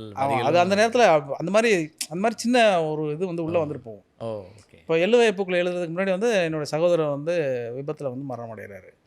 அது ரொம்ப இறுக்கமாக இருக்கேன் நான் அந்த நேரத்தில். அப்புறம் அதே மாதிரி நம்ம தேசிய தலைவர் அவரும் தவறும் பொழுதும் அது இதெல்லாமே நமக்குள்ளே அது வெளியில் இருந்தால் கூட அது நமக்குள்ளே வந்து அது பாதிக்க தான் செய்யும். அது ஒரு தாக்கத்தை உண்டா. அது எப்படி இருந்தாலும் வெளிப்பட தான் செய்யும். ஏதாவது ஒரு வரி 2 வார்த்தையில் கூட நமக்கு அது வெளிப்படும். எள்ளுவயப்புக்களையெல்லாம் வந்து அந்த வார்த்தைகள் ரொம்ப பயன்பாட்டிலே இல்லாத. ஆமாம், அது ரொம்ப கம்பராமாயணம் இதெல்லாம் படிச்சுட்டு இருக்கும் பொழுது நிறைய இந்த மாதிரி கம்பன் எழுதியிருக்கக்கூடிய வெறும் ஓமைகள் அப்படி மட்டுமே எடுத்தாலே நீங்கள் வந்து ஒரு 2000-3000 ஓமைகளை நான் சொல்ல முடியும். ஏன்னா அவ்வளவு வியப்பாக இருக்கும், எப்படி யோசிச்சிருப்பாங்க. அதுக்கப்புறம் எனக்கு வந்து இந்த எள்ளுங்கிற சொல் வந்து நம்ம பயன்படுத்தியிருக்கோமே, இது சரியாக இருக்கா. ஏன்னா கீழே இருக்கிற தூக்கி கூட போடலாம், கொள்ளையில் வாழையிலேனே அந்த பாட்டை ஆரம்பிக்கலாம், அப்படி ஆரம்பிச்சிருக்கலாம். ஆனால் நம்ம இதை ஆரம்பிக்காமல் இப்படி பண்ணியிருக்கோம் அப்படின்னு சொல்லிட்டு அப்போ யோசிக்கும் போது தான் கம்பன் வந்து எழுதுனா ஒரு 2 பாட்டு ஞாபகம் வந்தது. ஏன்னா வந்து சீதையை வந்து மணமுடிக்க போகிறதுக்காக அந்த மணநாள் கிளம்பி வரும்பொழுது ஊரில் இருக்கிற மொத்த கூட்டமும் வந்து நிற்கும். அந்த காட்சியை விவரிப்பார் கம்பன். இப்போ கம்பரை விவரிச்சுட்டு வரும்பொழுது என்ன பண்ணுவார், உளுந்து இடமில்லைன்னு இருக்கும். அதில் சரி இடமில்லை உளுந்து இடங்கிற மாதிரி இருக்கும். அது இதை பார்த்தோன்னே இப்போ எள்ளு போட்டால் அவ்வளோ கூட்டம்னு சொல்கிறார் அவர். அந்த கூட்டத்தை வந்து எள்ளு போட்டால் எள்ளு எடுக்க முடியாது அப்படின்னு தானே சொல்லணும். ஆமாம். ஆனால் இவர் எதுக்கு உளுந்துன்னு சொல்கிறாரு அப்படின்னு ஏற்கனவே நிறைய நயம் சொன்னவர்களும் அதை எழுதியிருக்காங்க. சரி சரி. அதுக்கு என்ன எழுதியிருப்பாங்கன்னா, இது வந்து அவர் ஒரு நல்ல காரியத்துக்கு போகிறார், ஒரு சுப காரியத்துக்கு போகிறார். சுபகாரியத்துக்கு போகும்போது எல்லை பயன்படுத்தக்கூடாது அப்படின்னு ஒன்று இருக்குது அப்படின்னு சொன்ன உடனே சரி அப்போனா ராவணன் வீழ்ந்து போடுற இடத்துல அது ஒரு அபசகுணமான ஒரு இடம் இருக்குல்ல, அங்கே இருக்கா அப்படின்னு பார்த்தாக்கா அங்கே எல்லை போட்டு எழுதியிருப்பாரு. வெள்ளருக்கம்னு ஆரம்பித்து அதாவது உள்ளிருக்கும் ஜானகி வந்து எள்ளிருக்கும் இடம் இல்லாமல் உயிர் இருக்கும் இடத்தனே தாக்கி அந்த அம்பு வந்து தொலைச்சிட்டு வெளியில் வந்துச்சு அப்படிங்கிற மாதிரி அந்த பாட்டு சொல்லி முடிப்பாங்க. அப்போ எனக்கு வந்து என்னென்னா இது அசுரன் தலைப்பு. அசுரனுக்கு தானே கம்பர் எல்லை யோசிக்கிறாரு, இவனும் அசுரன் தான், இந்த எல்லை தூக்கி நம்ம இங்கே யோசிக்கணும்னு சொல்லிட்டு அப்படி இந்த மாதிரி ஒரு கனெக்ஷன் வந்து சப்கான்சியஸாக நமக்கு வந்து வரும். இது வந்து திட்டமிட்டு வாசிப்பு ரொம்ப தேவை, கண்டிப்பாக தேவை. எவ்வளோ வாசிக்கிறீங்களோ அங்கேருந்து கிடைக்கக்கூடிய நமக்கு என்னென்னா அந்த நேரத்தில் பயன்படுத்துறதும் அதுதான். அந்த நேரத்தில் அதுவே வந்துடும். அதான் அதில் படைப்பு வந்து என்னென்னா அந்த மனநிலைங்கிறது ஒன்று இருக்கு இல்லையா, அந்த படைப்பு தருணம்ங்கிறதுல வந்து நீங்கள் வேறையாக தான் இயங்குவீங்க. அப்போ ரொம்ப ஒரு சப்கான்சியஸாக நமக்கு சில விஷயங்கள் தோணிடும், அதை நம்ம செஞ்சிடும். சில சமயம் தவறாகவும் தோணிடும்னு வச்சுக்கோங்க. அதில் தான் சில விமர்சனங்கள் எல்லாம் மாட்டிக்கிறது வந்து அந்த மாதிரி நடந்துடும் சில சமயம். ஆனால் அந்த நேரத்தில் வந்து அதை எப்படி சமாளிக்கிறீங்க, எதிர்கொள்கிறீங்க? புகழ் பாராட்டு இதெல்லாம் இல்லை எனக்கு பெருசாக அப்படிலாம் வந்ததில்லை. ஒரு 2-3 படம் அந்த பண்டாரத்தி அதுக்கு இதெல்லாம் வந்தது. அந்த பண்டாரத்தி கூட அந்த பல்லவி வந்து முதல்ல வந்து இயக்குனர் வந்து அவங்களுடைய பெரியம்மா பேர் தான் அது, அதனால் அதை வச்சோம். அப்புறம் அவங்க சொன்னோட அதை மாற்றிக்கிட்டோம். மற்ற விமர்சனங்கள்லாம் ரொம்ப சாதாரணமான விமர்சனம். ஏன் முருகனை பற்றி கிண்டல் பண்ணுறாங்க, முருகனை பாராட்டி இருக்கிற அந்த மாதிரி விஷயங்கள் தான் அது நம்ம ஒரு சில நேரங்கள் நம்ம வந்து நல்ல வார்த்தைகளை பயன்படுத்தியிருக்கோம், நல்ல கவித்துவமாக இருக்குது, அல்லது மனசுக்கு பிடிச்சி இது ரொம்ப அழகான பாடலாக இருக்குன்ற ஒரு பாடல் வந்து பிரபலம் அடையாமல் இல்லை வெற்றிகரமான படத்தில் இல்லாமல் அப்படிலாம் போகும்ல, அப்போது அது வந்து எப்படி எதிர்கொள்றது? அதெல்லாம் ஒன்றும் அது உண்மையை பெருசாக அவங்கள எழுதி முடிச்சிட்டோம் அதோட முடிஞ்சிச்சு அப்படிங்கிற மாதிரி. இல்லை. என்னன்னா இப்போ நம்ம கேட்கக்கூடிய பல பாடல்கள் இருக்கு இல்லையா, இன்னைக்கு கேட்டுட்டு இருக்க பழைய பாடல்கள், ஆமாம் அந்த பாடல்கள் வந்த நேரத்தில் அவ்வளோ பெரிய வெற்றி அடைஞ்சா நமக்கு தெரியாது. தெரியாது. ஆனால் இப்போ நம்ம கேட்கும்பொழுது நமக்கு வந்து ரொம்ப புதுசாக இருக்குது. ஆமாம். இப்போ காத்திருந்தேன் காத்திருந்தேன் காலமெல்லாம் காத்திருந்தேன், காத்திருந்த காலமெல்லாம் கனி போல் கனிந்ததம்மான்னு கைராசின்னு ஒரு படத்தில் வந்து கண்ணதாசன் எழுதிப்பார். அதில் வந்து கண் திறந்து நான் இருந்தேன் கட்டழகர் குடி புகுந்தான்னு ஒரு வரி இருக்கும். அந்த வந்த நேரத்தில் அந்த பாட்டை யார் கேட்டாங்கன்னு எனக்கு தெரியாது. ஆனால் கம்பராமாயணம் படிக்கும் பொழுது ஒரு இடத்துல வந்து ஒரு காட்சி இருக்குது. அதாவது கம்பர் வந்து வெளியில் வராரு, நடந்து வர்ற பொழுது நான் கண்ணை திறந்து அவரை என் கண்ணுக்குள்ளே சிறைப்படுத்திட்டேன், அவர் இனிமேல் எங்கேயும் தப்பிச்சு போக முடியாதுன்னு ஒரு வரி இருக்குது. இதை வந்து அவர் திரைப்படம்லாம் மாற்றுறாரு. ரைட். இதுதான் ரொம்ப முக்கியம். ஆக்சுவலாக இது எவ்வளோ வெற்றி அடையுதுங்கிறது இப்போ நம்ம டிஜிட்டல்லாம் ரொம்ப வளர்ந்துட்டதுனால திரும்ப திரும்ப ப்ளே பண்ணுறதுனால ஒரு பாடல் வெற்றி பாடல் மாதிரி கருதப்படுது. இப்போ நம்ம பாட்டுமே கூட திரும்ப திரும்ப ஒரு படத்தில் 5 பாட்டு இருக்குனாக்க 2 பாட்டை தான் திருப்பி திருப்பி போடுவாங்க. இப்போ நம்ம மாமன்னன் வரிகள் தான் திரும்ப திரும்ப வரும். அந்த மாதிரி வர்றதுனால இது யாரும் கவனிக்கலன்னு நம்ம யோசிக்க வேண்டியதே இல்லை. எங்கேயோ ஒருத்தர் வந்து அதை கண்டுபிடிச்சி சொல்லுவார் நமக்கு. அப்போ வந்து நமக்கு ரொம்ப ஆச்சரியமாக இருக்கும். அதனால் அது வெற்றி தோல்வி கணக்கு அதை பற்றி ஒன்றும் பார்க்கறதில்ல. இப்போ மொழியை பொறுத்த வரைக்கும் நீங்கள் வந்து தமிழ் மீது ரொம்ப ஆர்வமாக இருக்கிறீங்க. ஒரு மொழி அடையாளம் அப்படிங்கிறது ரொம்ப முக்கியமாக இருக்கா? ஏன்னா சில நேரங்கள் என்ன சொல்கிறாங்கன்னா, ரொம்ப மொழி அல்லது இதெல்லாம் வந்து இயல்புக்கு மாறாக அது மேலே ஒரு எமோஷனல் அட்டாச்மெண்ட் வச்சுட்ருக்கீங்க அப்படின்னு சொல்கிற ஒரு அந்த பார்வையில் அதை எப்படி ஏற்கனவே நீங்கள் பண்ண நம்ம டிஸ்கோ வித் கேஸ்லேயே ஏற்கனவே பாலச்சந்திரன் ஐஏஎஸ் அவர்கள் வந்து ரொம்ப பிரமாதமாக நம்ம நெல்சன் மண்டேலாவோட மேற்கோளை சொல்லியிருப்பார். ஒரு மொழி அழிந்தால் அந்த இனம் வந்து அழிஞ்சிரும். அதனால் இது ரொம்ப, அதாவது என்னென்னா இதில் புரிதல் இல்லாமல் அப்படி சொல்கிறாங்கன்னு நான் நினைக்கிறேன். மொழி அறிவுங்கிறதோ மொழியை பற்றின பற்றுங்கிறதோ அது வந்து சாதாரண மொழி பற்றுங்கிற இடம் தான். நான் ஒரு மொழிகளை கற்றுக்கணும், நிறைய மொழிகளை கற்றுக்கணும். நீங்கள் மொழி பற்று அப்படின்னு வரும்போது மற்றதை விட்டுட்டு இந்த பெருமையிலே நின்றீங்களான்ற ஒரு கேள்வி கிடையாது. நீங்கள் வந்து இப்போ கற்றுக்க வேணான்னு யாருமே சொல்ல போகிறதில்ல. நான் என்ன சொல்ல வரேன்னா, உலகத்தில் வந்து 5617 மொழிகள் பேசப்படுறதா சொல்கிறாங்க. ஒரு குத்துமதிப்பான புள்ளி விவரம். ஒரு 750 கோடி பேர் இந்த உலகத்தில் இருக்கிறாங்க அப்படின்னாக்கா வெறும் 12 கோடி பேர் பேசுகிற தமிழ் இது. ஆனால் இந்த 12 கோடி பேர் மட்டுமே பேசக்கூடிய இந்த மொழி உலகத்தின் மூத்த மொழி அப்படின்னு அறிவியல் பூர்வமாகவும் இப்போ நிரூபிக்கப்பட்டு. இப்போ நான் சொல்கிறேன் இல்லையா, இந்த 5000 வருடத்துக்கு 4800 வருடத்துக்கு முன்பு இரும்பு வந்து தமிழகத்தின் இரும்பின் பயன்பாடு இருந்திருக்குன்னு ஒரு ஆய்வு முடிவு வருது. இந்த ஆய்வு முடிவு வந்து இந்த சங்கப்பாட்டிலேருந்து நீங்கள் யோசிச்சு பாருங்க. ஆமாம். இதை எப்படி அந்த காலத்தில் அப்போது ஒரு ஊதுலையை செய்யும்போது ஒரு சம்மட்டியை செய்கிற அளவுக்கான ஒரு தொழில்நுட்பம் இங்கே இருந்திருக்க தானே செய்யும். அப்படின்னா இந்த மொழியை ஏன் அப்படி குறைச்சி சொல்லணுங்கிறேன். நீங்கள் இப்போது ஏனைய மொழிகளை படித்துக் கொள்வதில் எந்த பிரச்சனையும் கிடையாது. ஆனால் அது இது தொன்மை வாய்ந்ததுன்னு சொல்கிறதுல நமக்கு என்ன தயக்கம் இருக்குது? அது ஒன்றும் பிரச்சனையே இல்லையே. இப்போ நான் ஆங்கில வழி பள்ளியில் தான் படித்தேன், மெட்ரிகுலேஷன் தான் நான் படித்தேன். அதனால் எனக்கு தமிழ் ஒன்றும் பிரச்சனைக்குரியதாக இல்லை, அல்லது வேறு மொழிகளை புரிந்து கொள்வதில் எனக்கு ஒன்றும் பிரச்சனையே கிடையாதுல்ல. இப்போ அதுவும் பேன் இண்டியா ஃபிலிமெல்லாம் வந்ததுக்கு பிறகு எல்லா மொழியில் உள்ள படங்களுக்கும் பாட்டு எழுதுகிறோம் இப்போ. ஆமாம். இப்போ அதுவும் தேவை தான் இருக்குது. அதனால் மற்ற மொழிகளை படிப்பதுன்னு தேவை இருக்குது. ஆனாலும் என் மொழிங்கிறதுல எனக்கு ஒரு இது இருக்கு இல்லையா. எல்லாமே நல்லம்மா தான், எங்கள் அம்மா கொஞ்சம் ஸ்பெஷல் தானே. ஸ்பெஷல் தான். ரொம்ப உங்களுக்கு மனசுக்கு நெருக்கமான எழுத்தாளர் அப்படின்னு யாரை சொல்கிறீங்க? அப்படி வரிசையாக நிறைய பேர் சொல்லலாம். ரொம்ப சமீபத்தில் நான் அடிக்கடி சொல்கிறது வந்து முத்துலிங்கத்தோடைய கதைகள் வந்து எனக்கு ரொம்ப பிடிக்கும். திரையுலகம் அவ்வளோ எளிமையானதாக இருக்கா? ஏன்னா இங்கே வந்து போட்டிகள் நிறையா இருக்கும். தஞ்சாவூர்லேருந்து கிளம்பி வர யுகபாரதிக்கு வந்து சென்னையே புதுசாக தானே இருக்கு. எப்படி அதை எதிர்கொண்டார்? சென்னை மாதிரியான ஒரு பிரம்மாண்டம். எனக்கு நீங்கள் சொன்னது தான் போட்டி அப்படிலாம் எனக்கு தெரியுது. எனக்கு அது மாதிரி தெரியவே இல்லை, இயல்பாகவே தெரியல. என்னென்னா ஒரு மொத்தமாக எடுத்துக்கோங்க, ஒரு 100 இசையமைப்பாளர்கள்னு வச்சுக்கோங்களேன். இதில் அடையாளப்பட்ட இசையமைப்பாளர்கள் தரை வரிசையெல்லாம் சொல்லலாம். அப்போ ஒரு 50 பேர் இருப்பாங்க. இந்த 50 பேரில் வந்து அடிக்கடி தொடர்ச்சியாக படம் பண்ணிகிட்டு இருக்கிறவங்க ஒரு 15 பேர் இருப்பாங்க இல்லையா. இந்த 15 பேருக்கு மட்டும்தான் என்னுடைய பெயர் தெரியணும், என்னுடைய ஆற்றல் புரியணும். ஒரு 2000 இயக்குநர்கள் இருக்காங்கன்னா ஒரு 50 பேர் படம் பண்ணுவாங்க. அப்போ என்னுடைய அந்த 50 பேருக்கு அவ்வளோதான் போட்டிங்கிறது. அதனால் இது சும்மா சொல்கிறது தான். அது அப்படி போட்டி பயங்கரமாக ஒருத்தர் அப்படி என்னமோ சிங்கம் புலி கரடியெல்லாம் ஒரு கூண்டுக்குள்ளே இருக்கிற மாதிரி சொல்லுவாங்க. அப்படி கிடையவே கிடையாது. அப்படி யாராவது நினச்சிருந்தாலும் அது தவறு. திரைத்துறையாக வந்து ஓரளவுக்கு அந்த ஸ்பேஸ் கிரியேட் ஆச்சு அப்படிங்கிறீங்க. ஆமாம், அது வந்து அதாவது அந்த வித்யாசார்கிட்ட போன 2வது பாட்டில் இருந்து இப்போ வரைக்குமே வந்து 100 வாய்ப்பு அப்படிங்கிறத வந்து நான் எதிர்பார்க்க, அதாவது நான் கேட்காமல் கிடைக்கிறது தான். சமூக நீதி அப்படிங்கிற ஒரு அம்சம் இருக்கு இல்லையா, இதை வந்து எழுத்தில் கொண்டு போய் சேர்க்க, இப்போ மேடைகளில் கொண்டு போய் சேர்க்க முடியுதா, பாடல்களில் எடுத்துகிட்டு போக முடியுதா, எங்கே உங்களுக்கு அந்த ஸ்பேஸ் நிறைய கிடைக்குது, அல்லது புத்தகங்கள் மூலம்? இல்லை, எனக்கு வேறு எந்த சூழல் எப்படி இருக்குன்னு எனக்கு தெரியல. ஆனால் தமிழ் சூழலை பொறுத்த வரைக்கும் என்னென்னா ரொம்ப ஆரோக்கியமாக தான் இருக்கிற மாதிரி தான் இருக்குது. சரி. சினிமா சூழலாக இருக்கட்டும் அல்லது தமிழுடைய இதர மேடைகளாக இருந்தாலும் எல்லாமே வந்து ஓரளவுக்கு வந்து நம்பிக்கை ஊட்டும் விதத்தில் தான் இருக்குது. ஏன்னா ஒரு படுகொலை நடந்துருது அப்படின்னா அது ஒட்டுமொத்த சமூகமே ரியாக்ட் பண்ண தான் செய்யுது. ஒரு துப்புரவு தொழிலாளருக்கு ஒரு பிரச்சனை வந்துடுதுன்னா உடனே அதை எல்லாரும் அட்ரஸ் பண்ண தான் செய்கிறாங்க. அதனால் இதை வந்து நம்ம மறைச்சி பேசுகிறதுக்கோ அல்லது வந்து இதை சார்ந்து பேசுகிறதுக்கோ ஒன்றும் கிடையாது.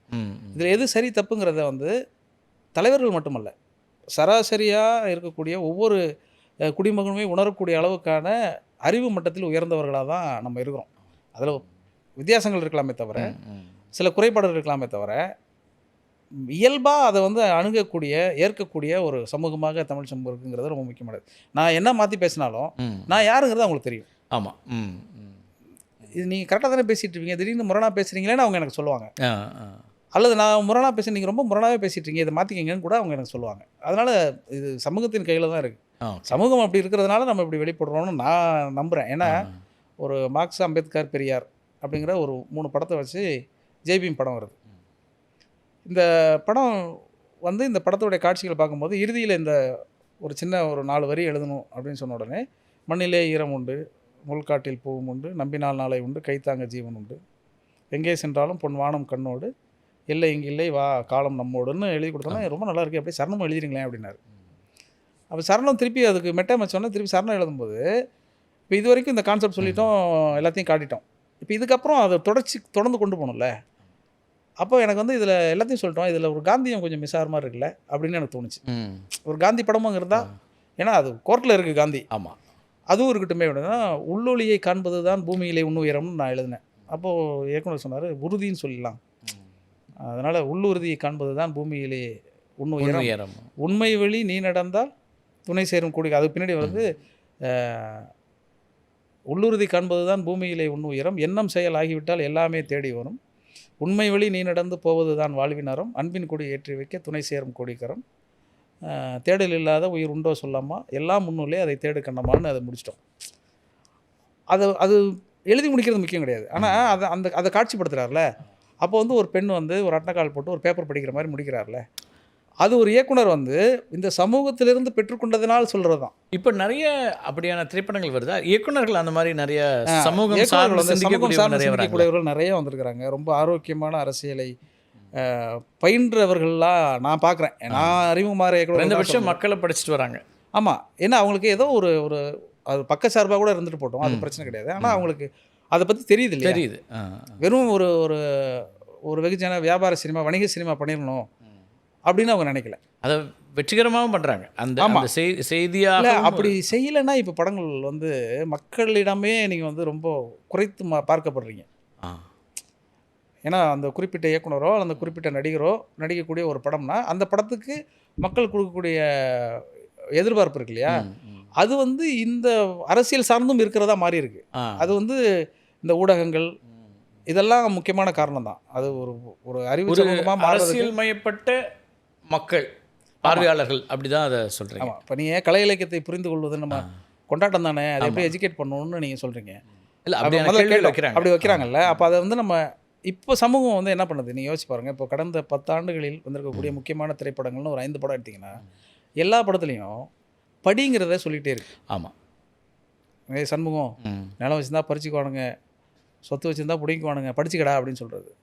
அப்போ கர்ணன் ஒரு படம் வருது, அது வந்து ஸ்கூலுக்கு போக முடியாமல், ஒரு குழந்தை ஸ்கூலுக்கு போக முடியாமல் பஸ் இல்லைங்கிறது ஒரு பிரச்சனையாக இருக்குது.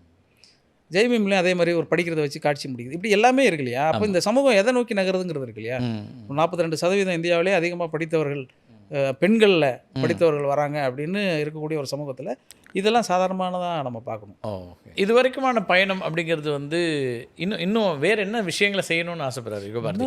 பிரேம்குமாராக இருந்த ஒருத்தருக்கு வந்து பெரிய ஆசைகளோ கனவுகளோ இருந்திருக்காது, ஆனால் யுகபாரதி கிட்ட நிறைய இருந்துச்சு கிளம்பி வரும்போது.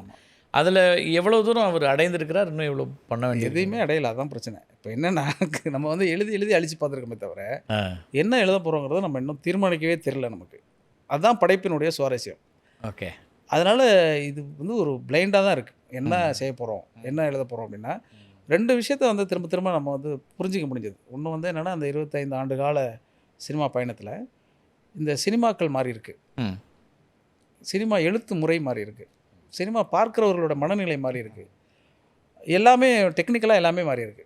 ஆனால் ஒன்று மட்டும் திருப்பி மாறல, தமிழ் தெரியாதவர் தான் பாட்டு எழுத முடியாது ஆமா. அப்படின்னு ஒன்று மாறவே இல்லை. நீங்கள் ஒரு கேமராமேன் வந்து ஆர்டிஃபிஷியல் இன்டெலிஜென்ஸ் ஏதாவது பண்ணுமான்னு தெரியல. அதெல்லாம் மாறவே மாறாது. வராது. நீங்கள் எப்படி அதை யோசிக்க முடியும்? இப்போது ஜோக்கரில் வந்து ஒரு பாட்டு இருக்குது, ஓல ஓல குடிசையில் ஒண்ட வந்த ராசத்தின்னு ஒரு பாட்டு இருக்குது. அதில் வந்து ஒரு வரி எழுதும்போது, மாணிக்கம் போல் ரெட்டை புள்ள ஒன்னாணி பத்து தந்தா மறுத்து வச்சு பில்லு மிச்சம், பெத்தெடுத்த பிள்ளைகளை ரத்தினம் போல் ஆக்கணுமே, இங்கிலீஷ் படிக்க வச்சு ஏரோப்ளேனில் ஏற்றணுமே அப்படின்னு ஒரு ஒரு ஒரு கான்செப்ட் எழுதணும். ரொம்ப ஒரு வறிய குடும்பத்தில் இருக்கிற ஒரு ஆணும் பெண்ணும் தனக்கு திருமணம் ஆன பிறகு என்ன அதிகபட்ச சந்தோஷப்பட்டுருவாங்க ஓகே அப்படின்னா இங்கிலீஷ் படிக்க வச்சு ஏரோப்ளேனில் போயிடுறது. இது ஏஐ எப்படிங்க சிந்திக்கும்? நீங்கள் ஏற்கனவே கொடுத்துருக்கிற வார்த்தைகளை வச்சு தானே கொடுக்கும். இந்த உணர்வை எப்படி வந்து ஏஐ கடத்துங்கிறதுல இருக்குது. அதனால் அதுக்கு வந்து சாத்தியமே கிடையாது. இன்னும் அது க்ரியேட்டிவிட்டி வந்து மனிதர்கள்ட்ட இருக்கக்கூடிய அம்சம் தான். அது வந்து நம்ம அதுதான் அதனுடைய ஆகப்பெரிய ஆற்றல். நம்ம அது வந்து அப்படி மாறுன்னு சொல்ல முடியாது. ஆனால் இந்த மாற்றங்களை வந்து எப்படி நீங்கள் அப்டேட் ஆகிட்டே இருக்கீங்களா? ஏன்னா நீங்கள் எழுத வந்த காலத்தில் இருந்த பார்வையாளருடைய விருப்பம் அல்லது திரைப்படங்களை அவங்க பார்த்த ரசித்த அதெல்லாம் இன்றைக்கி கொஞ்சம் வேற ஒரு இடத்துக்கு மாறி இருக்கு. அதுக்கேற்ற மாதிரி நீங்களும் மாறுறீங்களான்னு கேட்குறேன். மாறி இருக்கா? இல்லை, நம்ம இயல்பாகவே மாற்றம்னா நீங்கள் அதை எப்படி நம்ம புரிஞ்சுக்கல? ரசனை மாற்றம் அப்படி ஏதாவது இருக்கா? இல்லை அது அப்படியே தான் எப்போவுமே? இல்லை, நான் அந்த காலத்தோடு ஒட்டி தானே நம்மளும் வாழ்ந்துகிட்டே இருக்கிறோம். அப்போ நமக்கு வந்து அதுவும் நமக்குள்ளேயே வந்துடும் இல்லையா? இப்போ நீங்கள் என்ன நினைக்கிறீங்கிறத தான் நானுமே சிந்திப்பேன். இப்போ நீங்களும் நானும் வந்து 25 வருஷத்துக்கு முன்னாடி நம்ம நண்பனாக சந்திக்கிற காலகட்டத்திலேருந்து இப்போ நீங்கள் ஒரு செய்தி நிறுவனத்தினுடைய ஆசிரியராக நீங்கள் மாறுற இடத்தும்போது அதுவுமே உங்கள் ப்ராசஸ் தான். ஆமாம். அந்த 25 வருஷத்தில் நீங்கள் வந்திருக்க இடத்துக்கு தானே நானும் வந்திருப்பேன். என்னோடய துறையில் நான் வந்திருப்பேன். அப்போ நம்ம அந்த இப்போ நீங்கள் வந்து நான் ஒரு சமூக நீதியை பற்றி சொல்கிறேன் அல்லது வந்து நீங்கள் வந்து வேற ஒரு விஷயத்தை பற்றி சொல்கிறீங்கனாக்கா நீங்கள் நானும் பேசிக்க முடியுது தானே. அப்போ இது அப்டேட் ஆகிருக்கோமா இல்லை அப்படி தான் நம்ம இருந்திருக்கோமாங்கிற மாதிரியான அது சமூகத்தோடு சேர்ந்து அந்த மாற்றங்களை சந்திச்சுட்டே இருக்கும். அப்போ நம்ம அதை எதிர்கொண்டுகிட்டே இருப்போம், திருப்பி அதை பேசுவோம். அது தொடர்பாக இதில் என்ன ரொம்ப சுவாரஸ்யமான விஷயம், ஆச்சரியப்படத்தக்க விஷயம்னா, இது எல்லாமுமே பழந்தமிழ் இலக்கியங்களில் எழுதப்பட்டிருக்கு, சொல்லப்பட்டிருக்குங்கிறது தான் அதில் ரொம்ப ஆச்சரியமாக இருக்கும். சில சமயம் ஒரு யோசிக்கும் போது புஷ்பக விமானம் அப்படின்னு ஒரு வார்த்தை இருக்கு. ஆமாம், இது எப்படி யோசிச்சிருப்பாங்க அந்த காலத்தில்? அப்படி சில வார்த்தைகள் இருக்கு இல்லையா? நீங்கள் அந்த வார்த்தைகளிலிருந்தே ரொம்ப ஆச்சரியமாக இது எல்லாமே அப்போ இருந்திருக்கு தானே. அதாவது நம்ம வியக்கிறதுக்கு அது ஓமையாக கற்பனையாக கூட அது இருந்திருக்கலாம். ஆனால் இதெல்லாம் கற்பனை பண்ணிகிட்டே தான் இருந்திருக்கிறாங்க. அதை நோக்கி நம்ம நகர்றோங்கிற மாதிரி தான் தோணும் எனக்கு. மகிழ்ச்சி. நிறைய இன்னும் எழுதிக்கிட்டே இருங்க. உங்கள் எழுத்துக்களை வாசிக்கிறதுக்கும் பாடல்களை கேட்கறதுக்கும் மக்கள் ஆர்வமாக இருக்காங்க. அப்புறம் சமூகம் சார்ந்து யோசிக்கக்கூடிய கலைஞர்களை வந்து கொண்டாடுற தமிழ் சமூகம் தான். அதனால் உங்களையும் கொண்டாடுகிறதுக்கு நாங்கள் எப்போதும் தயாராக இருக்கிறோம். உங்களுடைய வருகைக்கும் கருத்து பெருக்கும் மிக்க நன்றி. மிக்க நன்றி. மீண்டும் ஒரு நிகழ்ச்சியில் சந்திக்கலாம் நண்பர்களே. நன்றி, வணக்கம்.